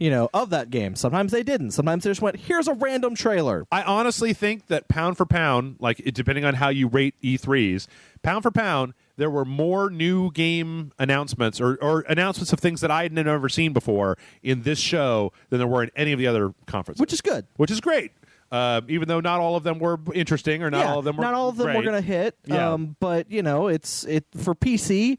That's the thing with PC is there's way more shit out there for PC than there are for Xbox and PS4 and for Wii or Nintendo Wii U or whatever. There's way more shit out there, and I don't mean shit as in it's total garbage. I just mean there's just a ton of stuff. Oh yeah. All you have to do is any day go to Steam and look at the 5 new games that came out today on Steam. Every day there's 5 new games on Steam. I've seen some days where there's 20. Yeah. So this starts out and we talk about Dawn of War 3, which is cool. They bring out the devs, and they talked about how they're probably going to be mixing together Dawn of War 1 and Dawn of War 2 gameplay. Now, what exactly that means, like whether you're going to have some kind of base component, is interesting because Dawn of War 2 was like one squad. You micromanaging a squad more like Dota style, and Dawn of War 1 was more like you're getting resources, building units, right? I never played any of the Dawn of War games. So Okay, well, Dawn of War 2, you had a squad, and it was like a top down, like one unit RTS, right? Okay. This looks good. I like Dawn of War. I had to uninstall the original Dawn of War because I had school and I was starting to fall behind because I was playing too much Dawn of War. This gameplay segment that they show, it looks like they're having the same kind of like squad-based units where you have like 5 units and they have just one health bar on the top for the entire squad. They show this giant goddamn mech that comes down from the terror. It's I don't know what the coloring on that thing is. I don't think it's an ultramarine. It's not blood ravens, which is what the normal red guys are. No, it's blue. Yeah, it's blue, which ultramarines are blue, but this is like a lighter blue than your ultramarines. Basically, you're watching just a shitload of space marines stomping down those dirty, dirty space elves, the Eldar, which I'm all in favor of. And yeah, it looks good. I kind of wish that they would have shown. You remember in the trailer how they had like the giant? Oh yeah, units? yeah. It was the giant robot we saw. No, they were way bigger than that. Oh, okay. They were way bigger than that.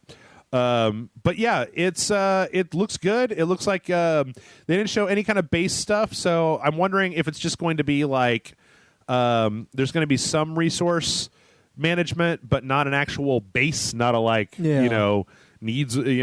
need to build a barracks in order to do this thing.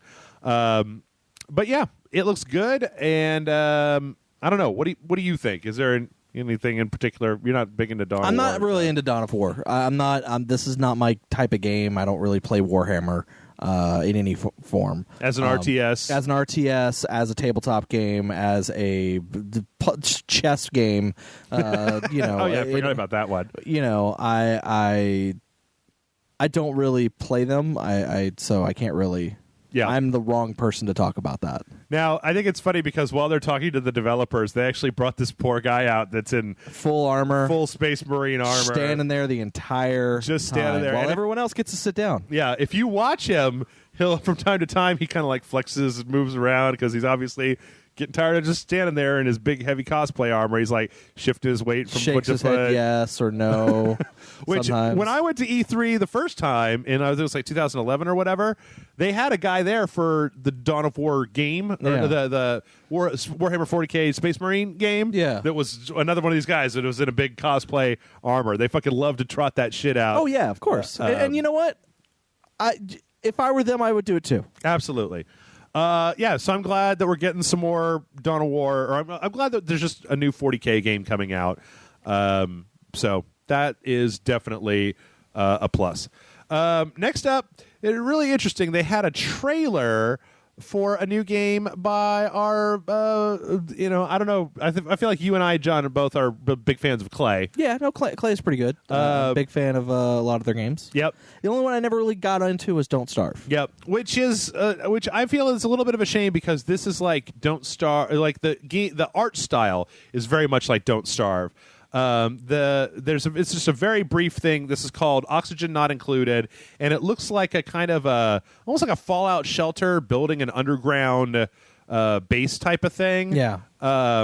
Which kind of sucks because every time that Clay comes up, I just keep going, Mark of the Ninja 2, please. Mark of the Ninja 2, please. Mark of the Ninja 2, please. Like you made Invisible Ink. You made Don't Starve. Come on, man. Fucking Mark of the Ninja. I fucking love that shit. So yeah, Oxygen Not Included. Real short little gameplay trailer. Yeah, I think it's like an outer space game, and you're mining like an asteroid. Yeah, yeah. So instead of like Don't Starve, it's like don't breathe. Yeah, don't breathe. Do breathe. Yeah, do breathe or don't suffocate. You know. Don't suffocate. And actually, it was interesting. I didn't notice this before, but at the end of the trailer. It says like coming late 2016, and then like blips over to early 2017. Like they're hedging basically their they're bets. like, it's going to be one of the two. We'll see. when it's done. Next up, we kind of skipped this last time, and I'm going to go real fast through this time. They brought out, I believe this is like either a husband and wife or brother and sister. No, it's a husband and wife. Husband and wife team make an Ark Survival Evolved or whatever it's called. They talk about a few things. I'm always a little upset at Ark, John. Yeah, because it won't run on your computer. Because it won't fucking run on my computer. It looks great. I want to play it, but it won't fucking run on my computer. Runs fine on my computer. I don't know what your problem is. Maybe I need to go back now that I've updated to my video driver. But you could still play it. yeah, All you have to do is plug in your Xbox One and download it on the early access. I know it's not going to look anywhere near as good as it looks on the PC. True. So they showed off a new biome called the Redwood biome, where they've got these giant trees that you can build your fucking Ewok villages up in. Yeah. Looks great. Like just fucking, it looks fantastic. Yeah, it does. So they got a lot of verticality in here. It looks cool. I mean, They even showed off a new dinosaur, which is like so fucking huge you can build a base on top of it. yeah, the Titanosaurus. You can build a base on a dinosaur and then drive that dinosaur around. That's awesome. Except that I actually saw a little brief snippet on another stream where they showed that happening. Yeah. And the base looks kind of stupid. Yeah, well, yeah. But so I hope the base ends up looking a little cooler than it does. Well, I mean, it all depends on how you make it, so. Yeah, I don't know. It just kind of sticks out to the side, and then you have to like put. It's basically a castle on the back of a dinosaur. Yeah. And then you have to like shove cannons out the side of it. It's just really weird looking. Anyway, it looks cool. I didn't pay super close attention to this because I mean this is kind of like there's a couple of different places where they talk about these guys, and Killing Floor also seem to have the same thing where like they've got this player base that loves to mod their game, and if the mods are good enough, then they'll either hire them or they'll integrate their mod directly into the game.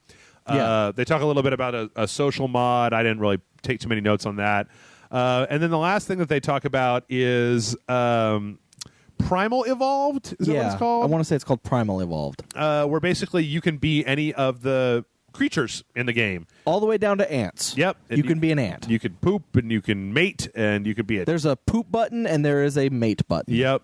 I'm like, those chickens. So I just, you'd be a T-Rex, be an ant. I want to be an ant that takes down a T-Rex. Can I do that? Sure. Can I spend 25 minutes climbing up to his face and then get up on his eyeball and just bite him on the eyeball a whole bunch of times? Yeah, probably. I don't know. This looks pretty cool. There's a bunch of monkeys throwing poop at a guy. Yeah. I can co-sign on that. I can get behind that. You can be a bear. You can be a bear. Yeah. You can fly. You can do stuff. So that's cool. Primal Survival. That's what it's called. Not Primal Evolved. Not Okay, Primal I was Evolved. wrong. Yep. Because I told you that earlier. You did. I wasn't going to call you out on it. Oh, no, You I'll call admit it. yourself out on it. Yeah, no, I'll admit. I was wrong. Also, I like the fact that, I know they're cue cards, Yeah. but on the dude's desk, it looks like he has an Etch-a-Sketch. Oh, because they have a red border on them? Yeah, it's like because this is all sponsored by AMD and PC Magazine. Everything is red. They've got like this weird bent red fence behind them. Yeah. But yeah, Ark, I want to play it. Maybe I'll try to go back and play it. Yeah. All right, so next up, we had a trailer for Giant Cop. That was all that was said. It's like, here's a trailer for a game called Giant Cop. Yep. Now, And it's all you really need to know. this is a weird trailer. It is.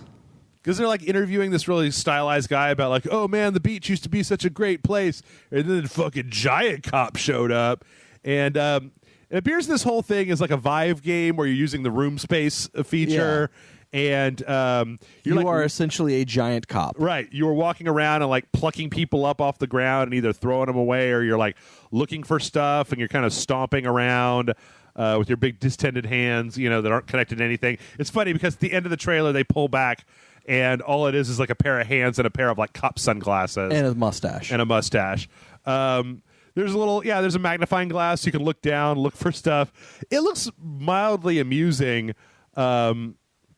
Like some people love Giant Cop, some people hate Giant Cop. I kind of like the idea that at the beginning, the same guy that was complaining about Giant Cop is out there. He's just like, oh man, I love Giant Cop now. He's so good. He's like, he's really cleaned this place up. I don't know. It's funky and weird, and I kind of dig that. Also, I didn't realize there were space aliens in the background there at the end. So I guess you eventually have to go smack around some space aliens. Can I just take a brief moment here Yeah, as we talk sure. about this stuff to say that I understand that Vive has their individual hand controller Yeah. things, and those seem like really interesting, but Oh, I guess there is no mustache. no I was mustache, wrong. but a cop hat. But it was a cop hat. But like, I really want this VR tech. I hate the fact that everything that's using these hands is just floating hands with no arms. We talked about this with Bethesda, but it comes up here like 4 times where they're just got floating hands. Attach them to something, anything. Just sticks that point backwards. That's fine. It'd be less immersion breaking than just having the big floating hands out front. All right. Like, I want to see what the whole giant cop looks like, not just hands and sunglasses. Come on, guys. Next up, we talk about Mountain Blade 2, Bannerlord. Never played Mountain Blade 1. Never played Mountain Blade 1 either. I've heard a lot about it. I mean, I think I own it on Steam, but I've never actually played it. But this gameplay demo looks pretty cool. They talk about they talked to the developer about their whole siege mechanic, and I'm not sure if this is all players what they're looking at. They said they've got like 350 attackers and 150 defenders, but I think that he makes some kind of comment about pushing the AI out of the way to like run a catapult by yourself. Yeah. So I'm pretty sure that part of that is AI. But I kind of like the idea of having destructible castles and having if you get 64 people together to go raid a castle, that's pretty cool. Like I said, I want to say it's all single player. Is it all single player? Yeah, I think it might be like you only control like one character in that. army Oh, or okay. So it's not whatever, but multiplayer at all? I don't think so. I could be wrong. I could be 100% wrong. I don't know. Let me just type Mountain Blade into here. Let me go to Steam and type in Mountain Blade and see what it says on the listings for it. I never played it. Like, a lot of people have said that I should, but I've never actually sat down and played it. Medieval RPG, open world, action, sandbox. Okay, yeah, single player. Yeah, maybe I'll install this. Maybe we'll play this weekend or something. I don't have anything for Sunday streaming. But this looks really cool. So it's just single player. Yeah. You're just running up there. The only thing that I guess is a little weird about this is that because apparently the sword play is controlled by like moving the mouse back and forth, like die by the sword style. Okay. That it looks a little weird because it's like your character's just like, and then people are fucking getting their heads chopped off and flying away or whatever. But yeah, it looks pretty solid. I'm not gonna say that it doesn't. Yeah, no, it looks okay. I just don't have any frame of reference for it. Yeah. I mean, I do like all the little siege stuff, like, pick up some ladders, ram the front door, use a catapult. You got defenders throwing boiling oil down at you, All right, next up, this is probably the first one of the things that happened at the PC conference that I was super interested in. This is a game called The Surge. Well, there's a reason you're interested in it. Yeah, I know. It's being made by Deck 13, the people that made Lords of the Fallen. And it looks an awful lot like Dark Souls in space. Yeah, it's for those who don't remember what Lords of the Fallen was, it was essentially an attempt at making a Dark Souls-like game not made by From Software. Yep, and it was okay. It wasn't great. There was a lot of the nuance of building a character was lost on that game. Yeah, where you were really more like instead of being able to make 60 different types of viable characters, you could make like 4, and that was pretty much it. But this looks like it's mostly melee. It's like a guy in a mech suit using mostly like melee weapons against like robots or something like Yeah. that. Looks solid though. I mean, Lords of the Fallen looked good, and this looks pretty good as well. So, I wasn't super on board. Deck 13. Well, Lords of the Fallen was fine to play through once, but I never wanted to play it ever again. Yeah. This looks like a thing that I would probably be into a little bit. I feel more like than that if they took the lessons they learned from Lords of the Fallen and said, okay, instead of trying to make something that is stylistically similar to, Dark Souls, right, or Bloodborne or any of those types of games, what could we make is the furthest thing away from that? Yeah. And they went sci-fi. Okay, now let's apply those things that we learned to a sci-fi setting. Sure. That, I think, would be fucking tremendous. I would love it if they took all the feedback they got from Lords of the Fallen, rolled it back into the game, made something that was in a different genre. Great. I've always been interested to see if you could do like a Dark Souls that was like a modern day, Yeah. Like figure out a way if you could make Dark Souls like have limited gunplay in it, I don't know. Anyway, next up on the list. Speaking of gunplay. Speaking of gunplay, good segue, John. Next up on the list, one of my favorite, most anticipated games now. I don't know why, but every time I see this game, I get more excited. I think it's Ice-T. It's Lawbreakers. Ice-T's voiceovers. He's just like, man, fuck these.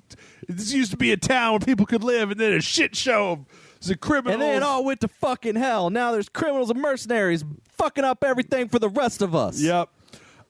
It's great. And not only is it great, but after they showed this trailer, which is just, this is like a lot of the Lawbreakers trailers we've seen. It's just flipping, Well, it's action. I will say that there was one mechanic that I didn't realize was in this game until I saw this trailer. Which is? the shoot behind, the blind fire behind you. Uh-huh. I did not know that you could blind fire behind you. Oh, well, we saw that in a previous trailer, but see, I had assumed that was like a class-specific thing. Yeah. Because somebody was using a machine gun where they did it. Yeah. Whereas here, you see somebody do it with a fucking rocket launcher. Yeah. And Cliff Bleszinski, when we talked to him, he even said, like, the blind fire behind mechanic. So I'm assuming that everybody can do that with Everyone just about with any a projectile. weapon. Right. Which, again, I've said this before, I'm going to say it again, it is a incredibly, like, interesting and forward-thinking mechanic because there's so many games where you just end up getting shot from behind, where here you might not hit what's behind you, but you could at least discourage a person that might be behind you by just taking some shots behind because if it lines up, they might... it's no longer fully safe for you to be following somebody from behind because they could at any point just play, bah, bah, bah, bah, bah, bah, especially if you could do it with a rocket launcher, right? Yeah. No, exactly. The movement in the game that I'm seeing, that I've seen in these trailers and footage that I've seen, I think it looks great. I want to play it. Yeah. Apparently, there's like flying characters, and then there's like swinging, like ropey characters. Yeah. Well, apparently there's also certain areas that have 0G. Yeah, they're just full on. And that's what you see a lot of the people like flying through the air is because they're jumping in 0G. Right. And then when they get out of that area, it goes into an area with gravity or whatnot. Yeah. But what I love about Cliff Bleszinski,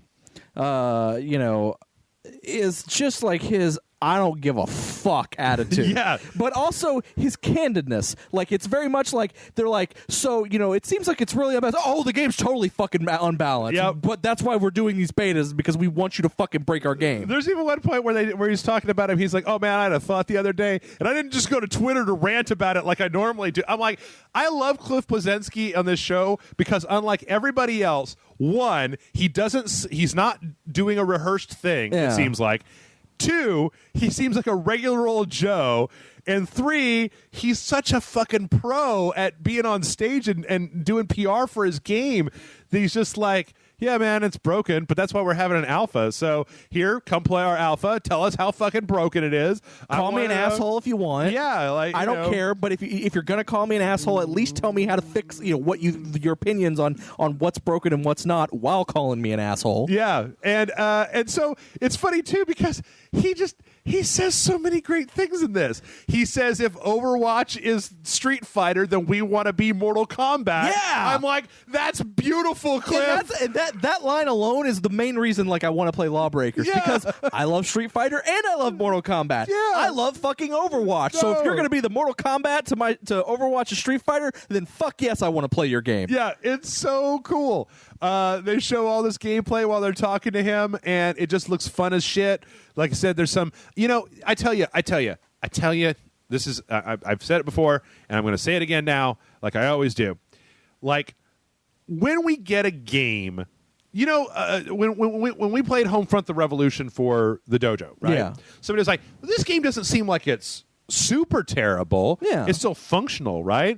And it's like, well, yeah, it's not giving you cancer, but like this is what we need from game development is people like Cliffy B who are like, what could we do? Like, instead of just making another fucking Call of Duty 4 clone, which a ton of multiplayer for the last, I almost feel like for the last decade, multiplayer games have either been Call of Duty, Team Fortress, or Battlefield. They've been one of those 3 things. They've been class-based. They've been the NASCAR The first-person style, shooters, yeah. Right. First-person online shooters, or they've been like a bigger Battlefield vehicle, tactical like Battlefield is, Yeah. right? That they usually fall into one of those 3 categories. This is like a fucking creative guy who's like, okay, let's see. You can shoot behind you anytime you want. There's no gravity. Tethers all over the place. I still know Ice-T. Yo, Ice-T, you want to do my trailer for me? Like, I love everything that I'm seeing here because it's so much different. Even as much as I love Overwatch. Overwatch is more like you took Team Fortress and you had 12 classes instead of or whatever it is. Yeah. 24 classes instead of 4 or 6 or God, I don't even know these numbers. Like, this looks legitimately like some just wackadoo shit from another planet that I want to play it. I really want to play it. Actually, speaking of the Ice-T thing, I thought it's a throwaway line that he says right at the beginning because he's like, oh, the interviewer's like, man, that trailer, and he goes, yeah, and I got to cast Ice-T again. That immediately makes this game my favorite thing ever. Like, he just kind of throws us like, I got to cast Ice-T, and that was amazing. Yeah. It's like, it really does show how, like I said, it shows his personality. Like, he's excited about the project. He wants to make it the best. He also is, like you said, a master at PR. He seems like an approachable dude, and he's honest. Yeah. He's very candid about everything. Yeah. Well, and I also look at it this way, and I've been saying this since we saw the first teaser for Lawbreakers. The last time that Cliffy B made a new IP, it was fucking Gears of War. Yes. And then for 4 years, every game was a cover-based shooter. Yes. It wasn't every game, but there was a huge glut of suddenly everything was a cover-based shooter Yes. or had some kind of cover mechanic that exists to this day. We still have cover in it. I was playing Fallout 4. I forgot Fallout 4 has a cover fucking system in it. It doesn't Yes. need a cover system. So I'm looking forward to this because I'm just a big fan of when people take risks and try weird and interesting things. And there's like 4 or 5 different mechanics in here that make this look really different and have its own personality. And like he even brought up, like he's the one who brought up the Overwatch comparison. He's like, a lot of people have been saying this looks like Overwatch. And you know what? We both have the same inspirations. We both are inspired by Quake, and hell, they're even making a new Quake. It seems to be the thing to be. This seems to be the new game type to make. Right. He goes, but that's why if Overwatch is Street Fighter, that's why we are going to be Mortal Kombat. Did you just see that? No. I didn't even notice this the first time I saw it. So on the leader, or like this person that was playing brought up the scoreboard for Lawbreakers, and the 2 teams are labeled Law and Breakers. Those are the 2 different teams nice. that you play on in Lawbreakers. Well, and that's the thing. Like, even like in the voiceover thing, he says it's the cops are being fought by every mercenary, vigilante, and whatever. So I'm pretty sure the law side is the cops, and the breakers are like the people who are breaking the law. Breaking the law. Yeah. Sorry, I got it. But even when you look at there's like this guy with a like kind of standard looking machine gun, but it's got a ball for the ammo thing that comes out, and then like toss another ball in there to reload it. And I'm like, I also really like this roadmap picture, because there's one alpha that says early August, more people, and it's a bunch of people cheering.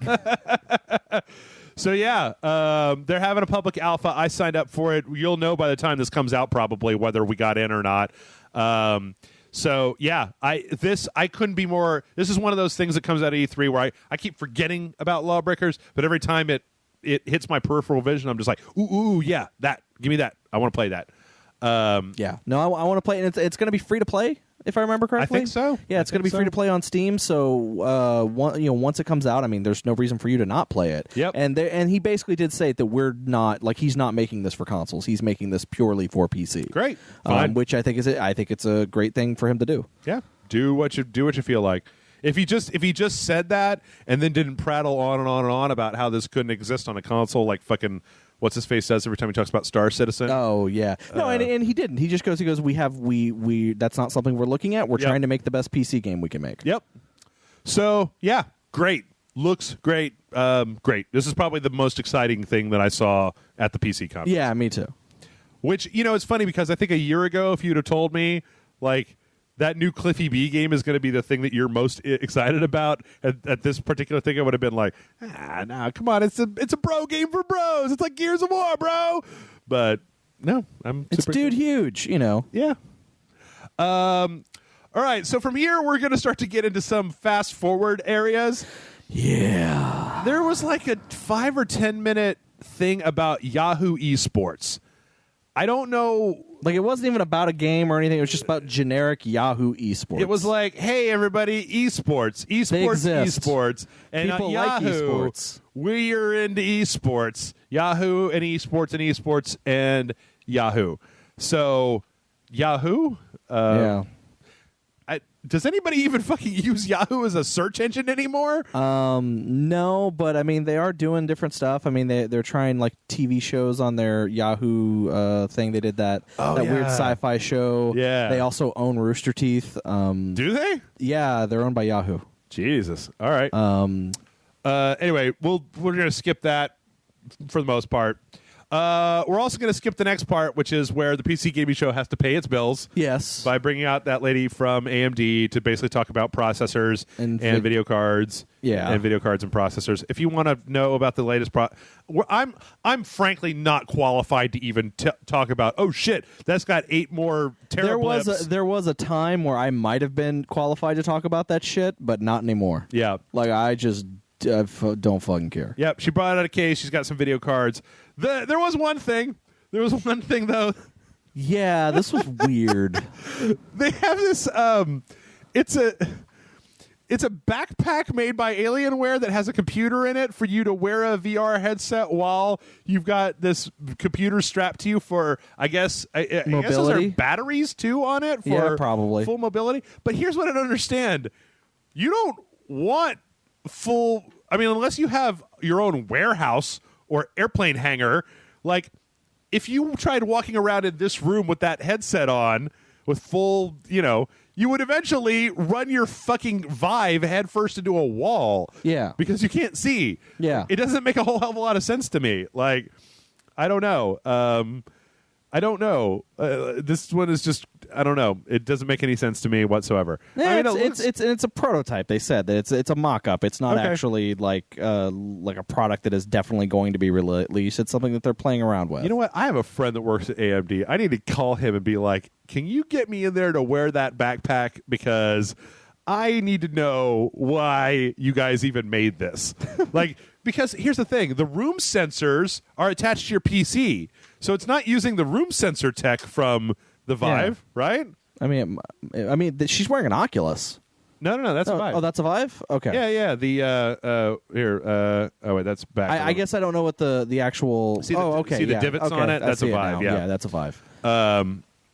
So yeah, I don't understand what, but whatever. All right, skipping over the one they did talk about one brief game thing, which was Serious Sam VR. Yes. The Last Hope, which is back a little bit. And we don't even really need to look at the footage while we're talking about Serious it. Sam. Yeah, So, but I in mean, it's VR. In VR, there's guys who run at you screaming. Yeah, the whole distended gun hands. One of the things that I wonder about all of these, Super Hot, that's skipping ahead, Super Hot, all of the Fallout 4 and stuff that we've seen is, do you get to walk around, or are these games just like you're going to stand, or is it going to use the room sense so that you're only going to be able to walk around in an area the size of your room?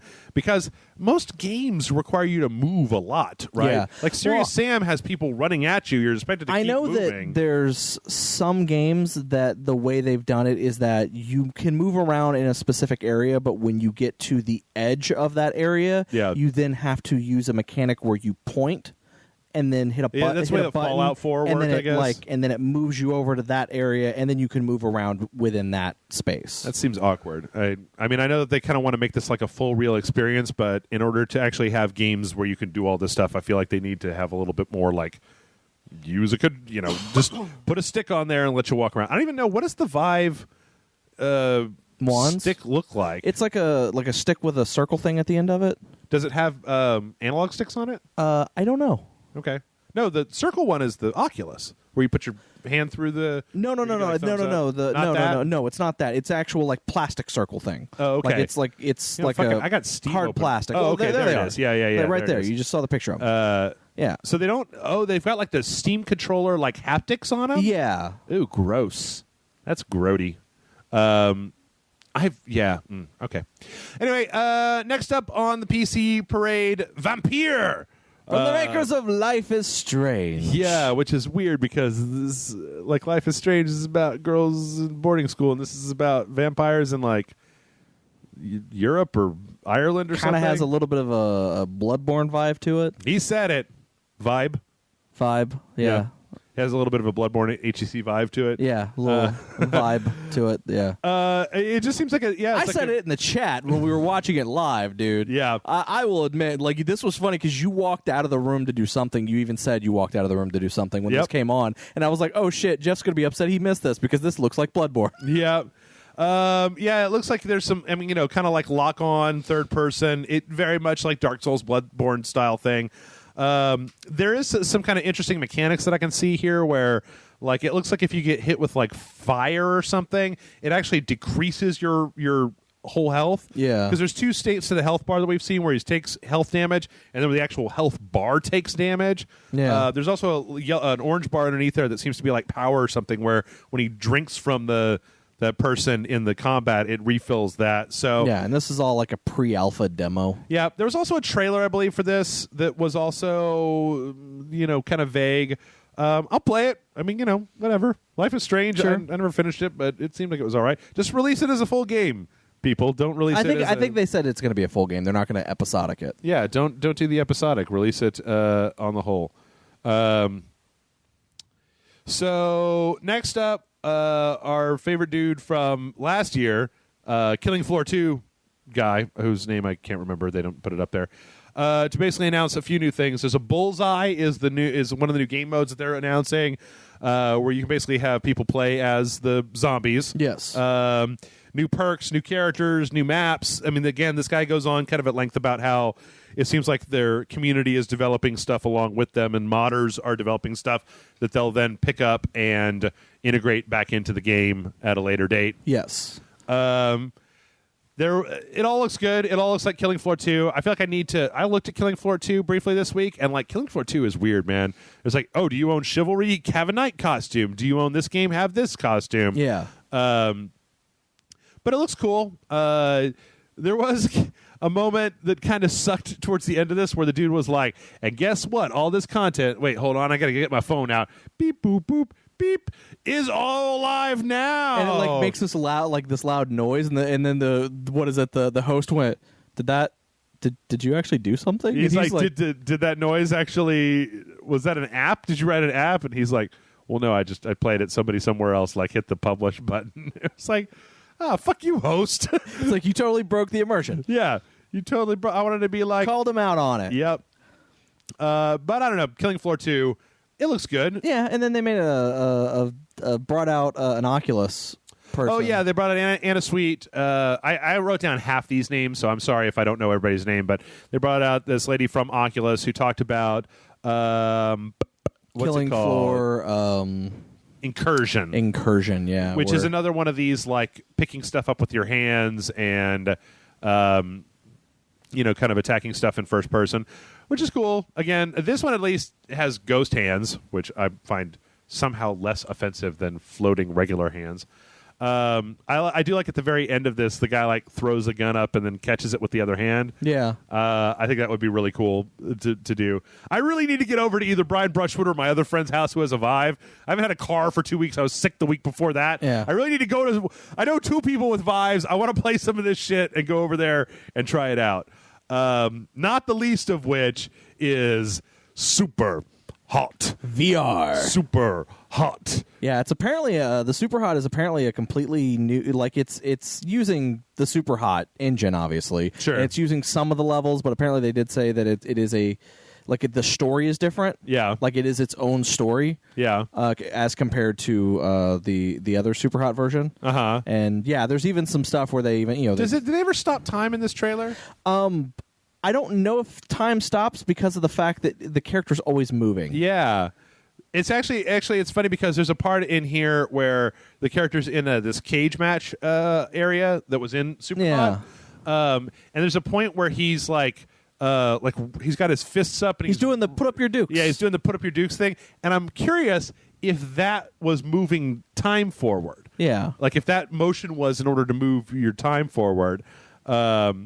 looks pretty cool. I mean, like if this works as Super Hot is a real fun game. So Yeah, I bought it on my Xbox. It's awesome, and I bought it on Steam. did you beat it? On Steam, yes. On Xbox, no. Yeah. I'm still playing it. Okay.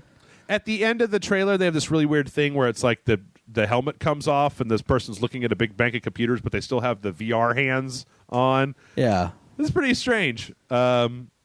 They don't say super hot at all during the trailer. Yeah, no, they never once go super hot. Which upsets me. I want them to say super hot every time. I actually want that to be, oh, shit. You need to make it your ringtone? I'm going to make that my ringtone when we get done here. Remind me when we get done here, and I'm going to make it I my will. ringtone. Remind me to remind you. Okay, I will remind you. And then you can remind me. Next up is a trailer for Obsidian and Paradox's next game, Tyranny. Now, people were kind of razzing me a little bit in the chat when this came on. I like Pillars of Eternity, and I like South Park, right? Yeah. This looks like the Neverwinter Nights to Pillars of Eternity's Baldur's Gate, kind of. Where Did they actually show gameplay in this? Oh, yeah. Okay, yeah, there we go. Where it's like it's fully 3D guys. Because I remember the last time we heard about this game, there was like no gameplay. Yeah, it was footage. all like comic trailers. I like this because it seems like they're focusing on this kind of like the tagline for this game is sometimes heroes, or sometimes evil wins. Yeah, and this is like a world where evil has won. Right. And then it seems like you're going to be like at the end they hint around a lot of like different kind of morality choices.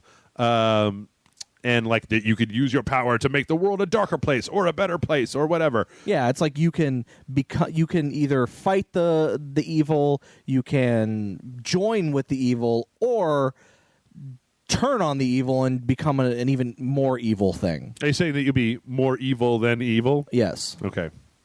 I don't know. It looks, we don't have a whole lot to look at here, but it looks like it's going to be your standard, like, oh, it's an RPG, it's from third person, it's in real time, hit the space bar, issue commands, and then do whatever. I have honestly never had enough time to devote to something like Pillars of Eternity, so Yeah. I don't really know. But it looks good. I tell you what, next up was real interesting. This was a trailer for Observer, which is a game from the people who made Layers of Fear, which I never actually played all the way through, John, but Oh man, I loved Layers of Fear. does it hold up all the way to the end? Do you play it all the way to the end? I haven't. That's another one I haven't beat. Because I'm going to be honest, like a lot of my games I play on my PC, like there was a period about a month ago where I kind of just stopped using my PC. Outside of like very minor stuff, Yeah. which I've been meaning to like get back into using my PC, but I just haven't been able to force myself to do it yet. Fair enough. Well, this is interesting because it seems like from the gameplay trailer, from the gameplay they're talking about, this is like, it seems like a really dark version of like Remember Me. Yeah. Where the guy keeps saying like, what if somebody could hack into your fear. brain and find out hack your your worst fears. fears. Yeah. So it's going to be a cyberpunk universe, but it's also going to be set in Eastern Europe, which Yeah. he was like, it's going to be real weird because it's Eastern Europe. Most of you don't know anything about that. It looks like a first-person game. There's a trailer towards the end where you can see like a lot of like this weird kind of like Matrix-style code overlay on the world. This he's walking around and looking at stuff, and it's this really like dingy, kind of fucked up area. And then he goes into like a weird rave, I guess, at Yeah. one point. Yeah. There's like a detective vision overlay that they have where you can like see different things, but then it's all like kind of corrupted at certain points. I don't know. I gotta say, everything I'm seeing in this trailer makes me interested in playing. Yeah. this. No, definitely. Like if it's just cyber layers of fear, great. At the very end, he goes into this room, or I don't even know if the main character is a he. The person goes into this room, and there's like a lady in there in a chair hooked Like in up to a- like some kind of weird headset. And then like he like pulls out like a thing to like hack into her brain or whatever. Yeah, pulls out some kind of wire and just like jams it all up in her head. In her head. Yeah. It's in her head. Yeah. Yeah. I want it to come off as too filthy. Just, then he pulls out a wire and he just jams it all in there. Ugh. So yeah, it looks cool. Not a lot of information, Yeah. but I'll keep an eye on it. Yeah, same here. It's definitely one that I would be interested in. Next up, we had a dev that was talking about from Sparky Pants, which is a great company name. We're renaming the website into sparkypants.com. It's already registered, man. Fuck!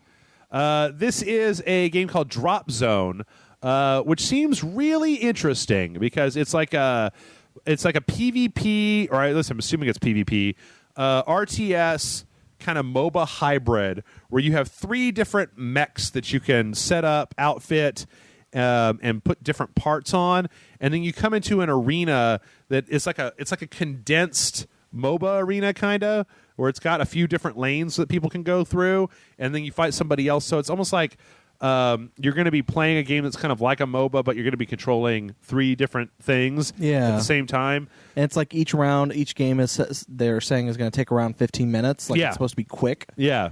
And it's supposed to be the most intense 15 minutes of gameplay you'll ever experience. That's not true, John. Everybody knows the most intense 15 minutes of gameplay that you'll ever play is the beginning of Dark Souls 1. So, or I don't know, take your pick.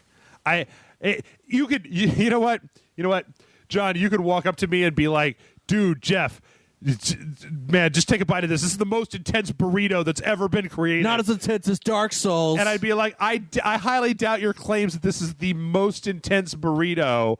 I was there when you got it, and you're still alive. If it was the most intense burrito, you'd probably be dead by now. No, but I died, and I got better. That's how intense it is. That was so intense, bro. Next up, we're gonna lightly skip like a stone on water, just real quickly in and out of Arma 3 Apex.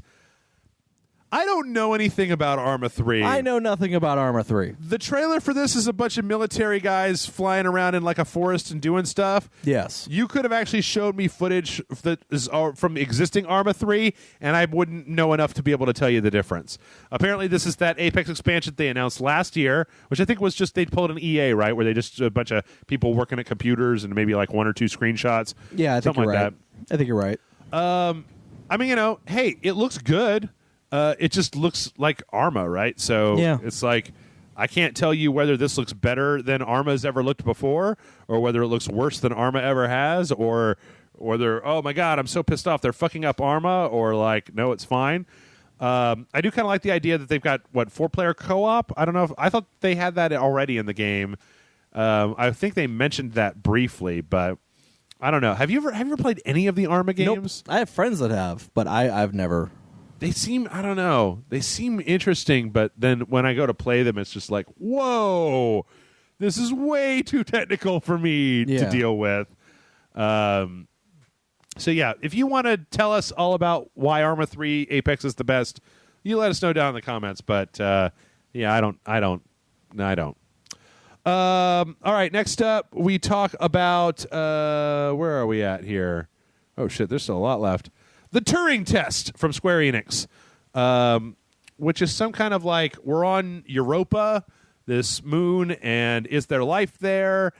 It's some kind of puzzle game. Yeah, it looked like a lot of people were like, is this like a new Portal? It looks a lot like Portal, right?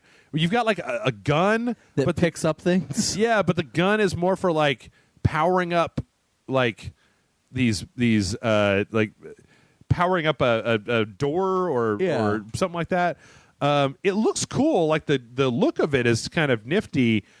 I'd kind of like to know more about what the fuck is actually going on in the video game before I give because it a they thumbs up talked or about down. even what they were talking about the game and what they were showing in the game didn't really match up, because like you said, it looked like very much Portal puzzle solving platforming first person view with a gun.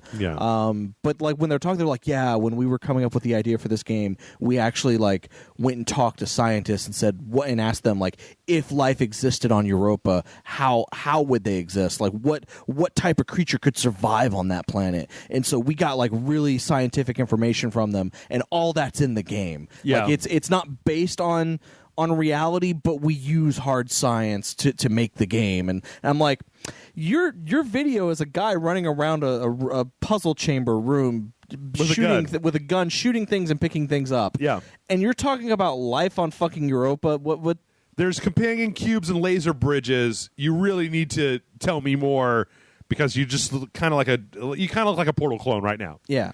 Which I'm not completely adverse to. I mean, I've been waiting for fucking Portal 3 forever, It's one of the reasons I still watch this fucking PC shit show. Hoping that Valve's going to come out and make some big announcement. Fucking Gabe comes out and is just like, "What up? I own you all." Steam, motherfuckers! That's right. Guess what? We're releasing an HD version of Half-Life 1. Bye. Yeah. It's called Black Mesa. Oh, that's right. It's already being made. Next up, we had this lady that came out to basically talk about Overland. Yes. Which looks like it's a weird like cross country procedurally generated. You and people are driving cross country, kind of like Oregon Trail after the apocalypse. But like the game Oregon Trail. Yes, except that this apocalypse looks like it's monsters. Yeah. And it seems like the way that it's going to work is that every level is like just a square hovering in space where your car is stopped and you can choose to get out and do stuff. I have the feeling after looking at this is going to be one of those horrifically difficult FTL style games. Yeah. Which I feel like we've had less of recently, so, whatever, bring it on. I like the art style. It's kind of got that, like, I think we're seeing a lot of stuff these days that have this, like, low poly count, kind of smooth color, good lighting engine art style on them. So, I agree. Overland, take a look. June 13th. Yeah. First access round begins. So basically you can do a demo of it or whatever. That's right now. Yeah, that's right now. Shit. Well, fuck. Should be playing that. Next up, this is a very strange one. Dual Universe. So, did you ever want to play No Man's Sky, but it's not out? Well, actually, that doesn't really help because this isn't going to be out anywhere near No Man's Sky. Do you ever want to play No Man's Sky mixed with Space Explorers, mixed with Minecraft? Where you have to build your ship and everything? Yeah, on a single server. Well, but this is the thing I really like about this, is that they show this guy, and he adds parts to this ship to make a functional ship that he can fly around. But the parts are like cockpits, engines, and then some connective tissue. Yeah. Like Space Engineers, that was a little bit too much. Or there was that other one where it was like using Minecraft bricks to build spaceships, and like they never looked very good. Yeah. Whereas in this, he builds the spaceship, he gets in the spaceship, he flies by these two capital ships, and then just like flies off the planet, flies by a ship in space, goes to another planet, lands, gets out, looks at a building that's there. Yeah. A lot of people in the chat were like, "Oh my God, they're gonna beat No Man's Sky to the punch." Like what happens? They're not. They're definitely not. Yeah, because this is like pre-alpha footage. Yeah, pre-alpha is supposed to be out 20. There's an alpha at the beginning of next year. No Man's Sky will be out by that point. Yeah. What is interesting though is that if they are able, because they've got this whole voxel tech thing, if they are able to successfully integrate Minecraft into No Man's Sky, well, now that is a different story. Yeah. I do though kind of wonder is that when they were talking to him, he says that the developer, he said that everybody's going to start in the middle of the galaxy, and then depending on like your ship will depend on how far you can go, and everybody's kind of emigrating from there. Which I almost feel like, is this going to be a game where it's like you spawn in the middle of the galaxy and there's just like 6,000 ships all? Is it going to be like The Division where you can't get to the table because there's too many ships that are in front of you in a line, all bundled up around a space station or something? But he also talks an awful lot about like making a ship design that's so good that other people will adopt it. You can get money based on people buying your design. So I don't know. If it was EVE Online hits Minecraft, hits No Man's Sky, I don't got any problem with that. Yeah, no, it seems like it could be cool. No problem with that whatsoever. Next up is a completely pointless video where people talk about how awesome mouse and keyboard is. Love that tilde key. Like a bunch of wangs. This is the part of the PC conference. This and the end of the PC conference are the two things where, like, I just roll my eyes at the... If there's one thing that really just that I feel like is dumb, and I'm not immune to it, it's the tribalism of gaming of like, fuck you, PC Master Race, Gaben and blood, or fuck. Like, I swear to God, when Sony finished their press conference, and I was looking at it, I was looking at the horrible Twitch stream that was going so fast, I already know. Like every year that E3 happens, you get like Microsoft finishes their press conference. You go to the comments of something, and there's at least 24 people down there who are like, "Well, that's it. Microsoft's going out of business. That's the worst thing I've ever seen in my life. Everybody's gonna fucking take their Xboxes outside and pee in them because that was so terrible and blah blah blah." It was a complete and total shit show. Right. This is just like you're really gonna spend. Like, okay, listen, mouse and keyboard, great for MMOs, great for RTSs, great for a lot of different types of games. Controllers, great for third-person action games, great for certain other types of games. Yeah, there are certain right? games that I would never play using a mouse and keyboard. Yeah. Yeah, there are certain games that work better on in fact, and it the only reason I'm bringing this up and harping on it is because it pisses me off. Like there was a game. What was it? There's something that came out recently where it was a Steam game and it had a mixed review. And I went to the comments to look at the mixed review things, and there was like 80 people downvoting that game, and their comments were basically just like, "No mouse and keyboard support, 0 of 10. Fuck you." I've seen Metacritic things where people will depress a Metacritic score by giving a game a literal 0, saying no mouse and keyboard support, 0 out of 10, and it's like, dude, it is fucking 2016. Go buy a $30 Xbox controller and shut the fuck up. Now you can go online and color your Xbox controller. Yeah, buy a pink one, buy a purple one. Yeah, did you watch this when it was live? No. This guy where he's like, "Oh man, when I'm poning noobs in Overwatch as Bastion, I love having the fucking razor sharp aiming ability of a mouse." And it's just like, just shut up. Just shut up about your fucking mouse and keyboard. If anything, the mouse is a 40-year-old input device. There should have been some new shit a long time ago. Anyway, sorry. Speaking of mice, next up, we actually see a lot more of Halo Wars. Yes. We're talking with the creative director. He talks about he takes a lot of time emphasizing that they want this to be like an action RTS. They talk a little bit about making sure that they're not just porting over the Xbox controller to the PC, that they are giving a full set of mouse and keyboard PC controllers, which is great because I'd rather play Halo Wars with the mouse and the keyboard than with the fucking controller. Yeah. So, having said that, the mouse or the controller support for the first Halo Wars was actually really good. oh, I'm sure it was. It's just that I have yet to have as good of an experience with an RTS on a controller as I have with a mouse and Yeah, keyboard. no, I get that. But he goes into an awful lot talking about how bombastic it is. He actually talks about that he kind of teases a little bit about a game mode where it's going to be set more for new players to give them an introduction to the world and using RTSs and stuff like that. Okay. It looks good. Yeah. Yeah, looks real good. And then we're going to start kind of getting towards the end here. Day of Infamy is a game from the devs of Insurgency that looks like a World War II RTS squad-based game. Sort of. It's hard to tell because the whole trailer's in black and white. It's in Italy. It's during World War II. The character models that they have in there are real gross. If this is supposed to be like a third-person action game, if it's supposed to be a top-down real-time strategy or turn-based strategy game, then they're acceptable. But like, if this is an action game where you have to look at these guys, their character models close up, they're real low poly. I haven't read up very much on this. I get the feeling that we're going to start to see a resurgence of World War II stuff pretty soon. No, probably. But what I see here looks decent. There's not really a whole lot to talk about. It's mostly just a couple lines of Nazis and a couple lines of British dudes shooting each other and streets and debris and forests and shit. So I don't know.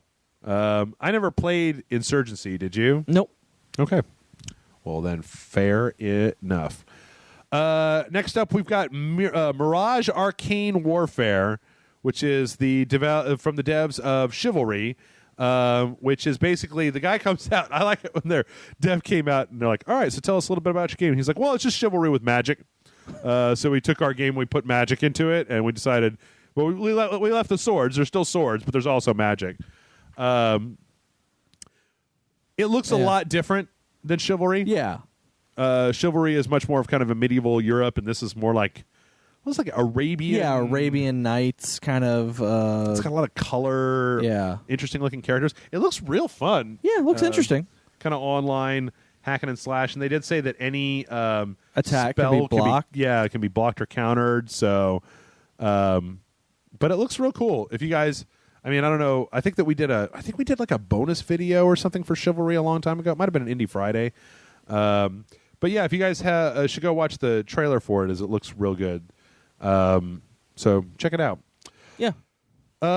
Next up, we've got Mirage. Mages of Mystralia, which is kind of a top-down, kind of looks like Zelda, kind of Diablo.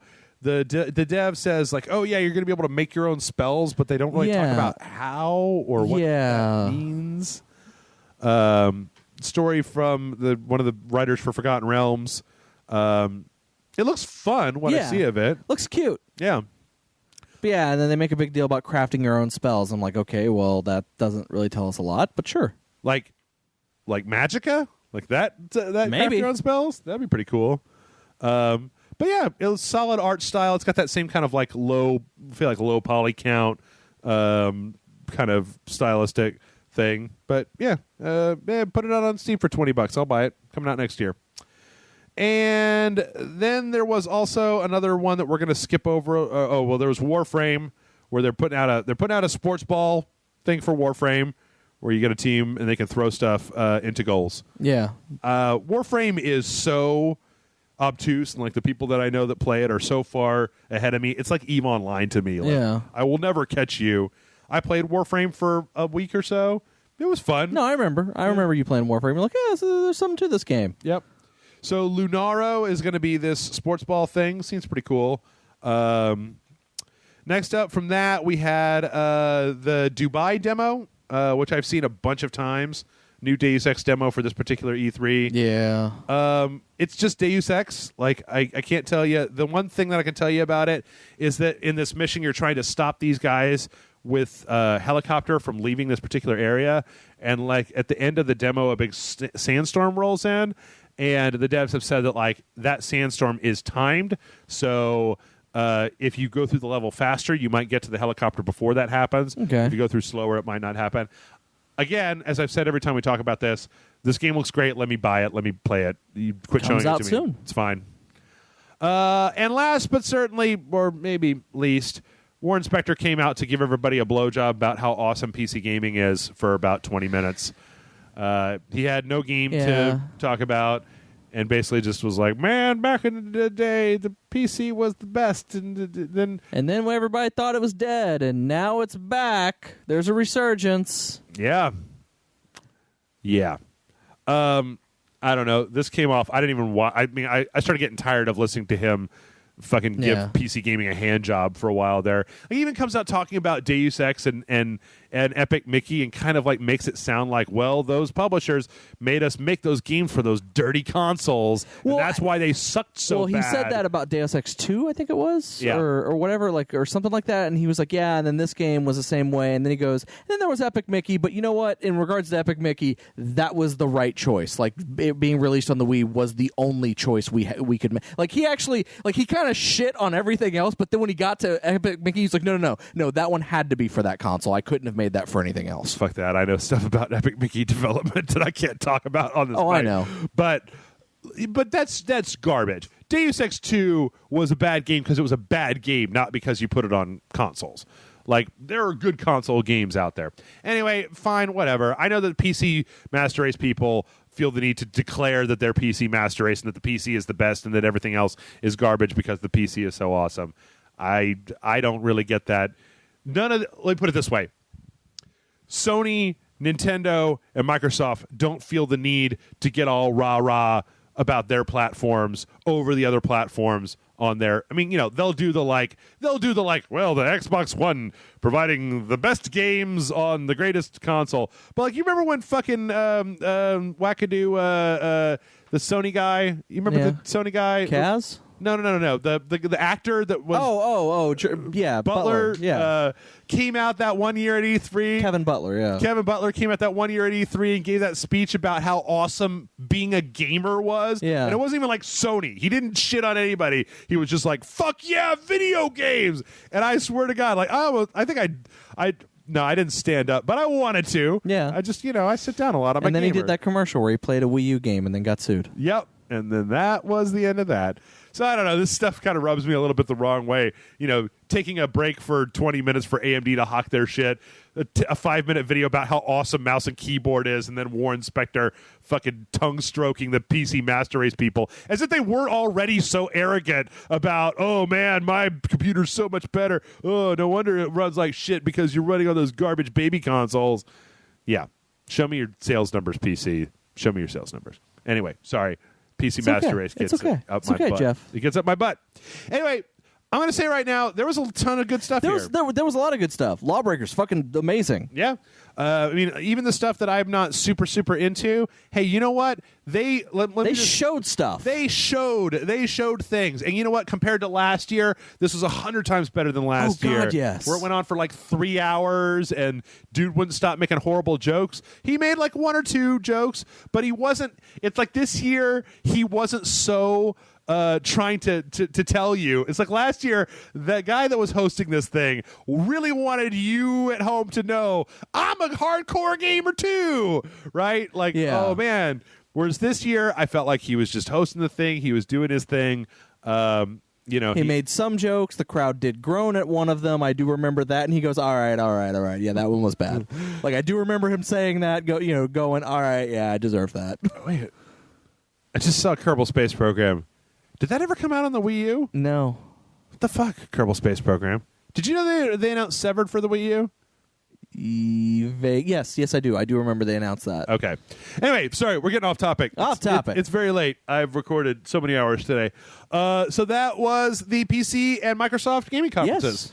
I think that I probably enjoyed the PC one a little bit more, but there were parts of Microsoft I really enjoyed. The We Happy Few, Dead Rising 4. I'm gonna say that when it comes to Microsoft's conference, I think the announcements that they made were good. I think that I enjoyed watching the Xbox Daily stuff because they fleshed out what they talked about in ways that I wish they had done on the actual Microsoft press conference. I'll have to go back and watch those. Because not everyone's going to go watch those. Yeah. So it's kind of one of those things where it's a little bit disappointing because of that. Yeah.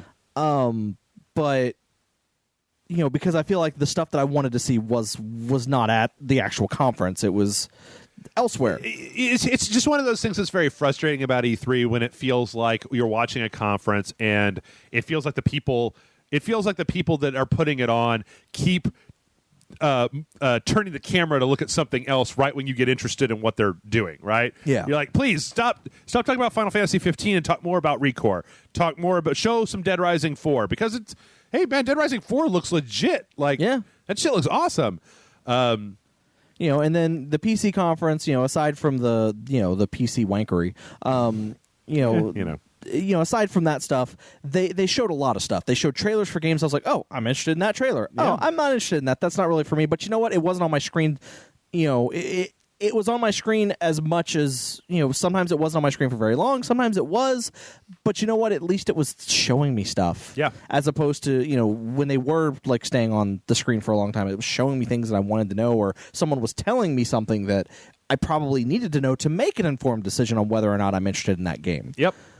And just goddamn, of these two conferences, I'm naming Clifford as the Cliffy B as the MVP, as man. Oh yeah, no, that he was dude totally came out, dude. Huge came out and was like, "Motherfuckers, Yep. I don't give a shit. I'll tell you whatever needs to be told." It's like watching him come out was great because where everybody else seemed to be like very.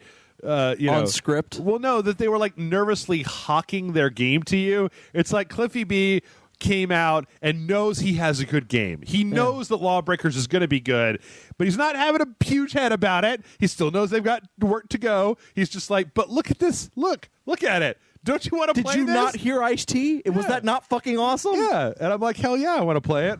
I'm trying to think from the Microsoft conference. There was a few more. Sea of Thieves again. Yeah, Sea of Thieves. I think was the standout of the entire conference, or of the not entire conference, the entire press event for Microsoft. But I think Dead Rising is the thing that has me the most excited. But that's just me. I may be more excited for Dead Rising than what most about people. Gwent though, man? I don't give a Gwent. shit about Gwent.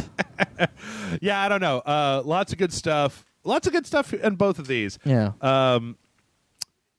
Yeah. I think I've said everything that I have to say. Yeah. You want to wrap up, Dave? Well, go ahead. Well, I was going to What do you say, thinking about it, I think we talked about the day -1 conferences, and we talked about Bethesda kind of almost playing it safe Yeah. and not really like doing anything wow. I feel like Microsoft had the same problem. Yeah.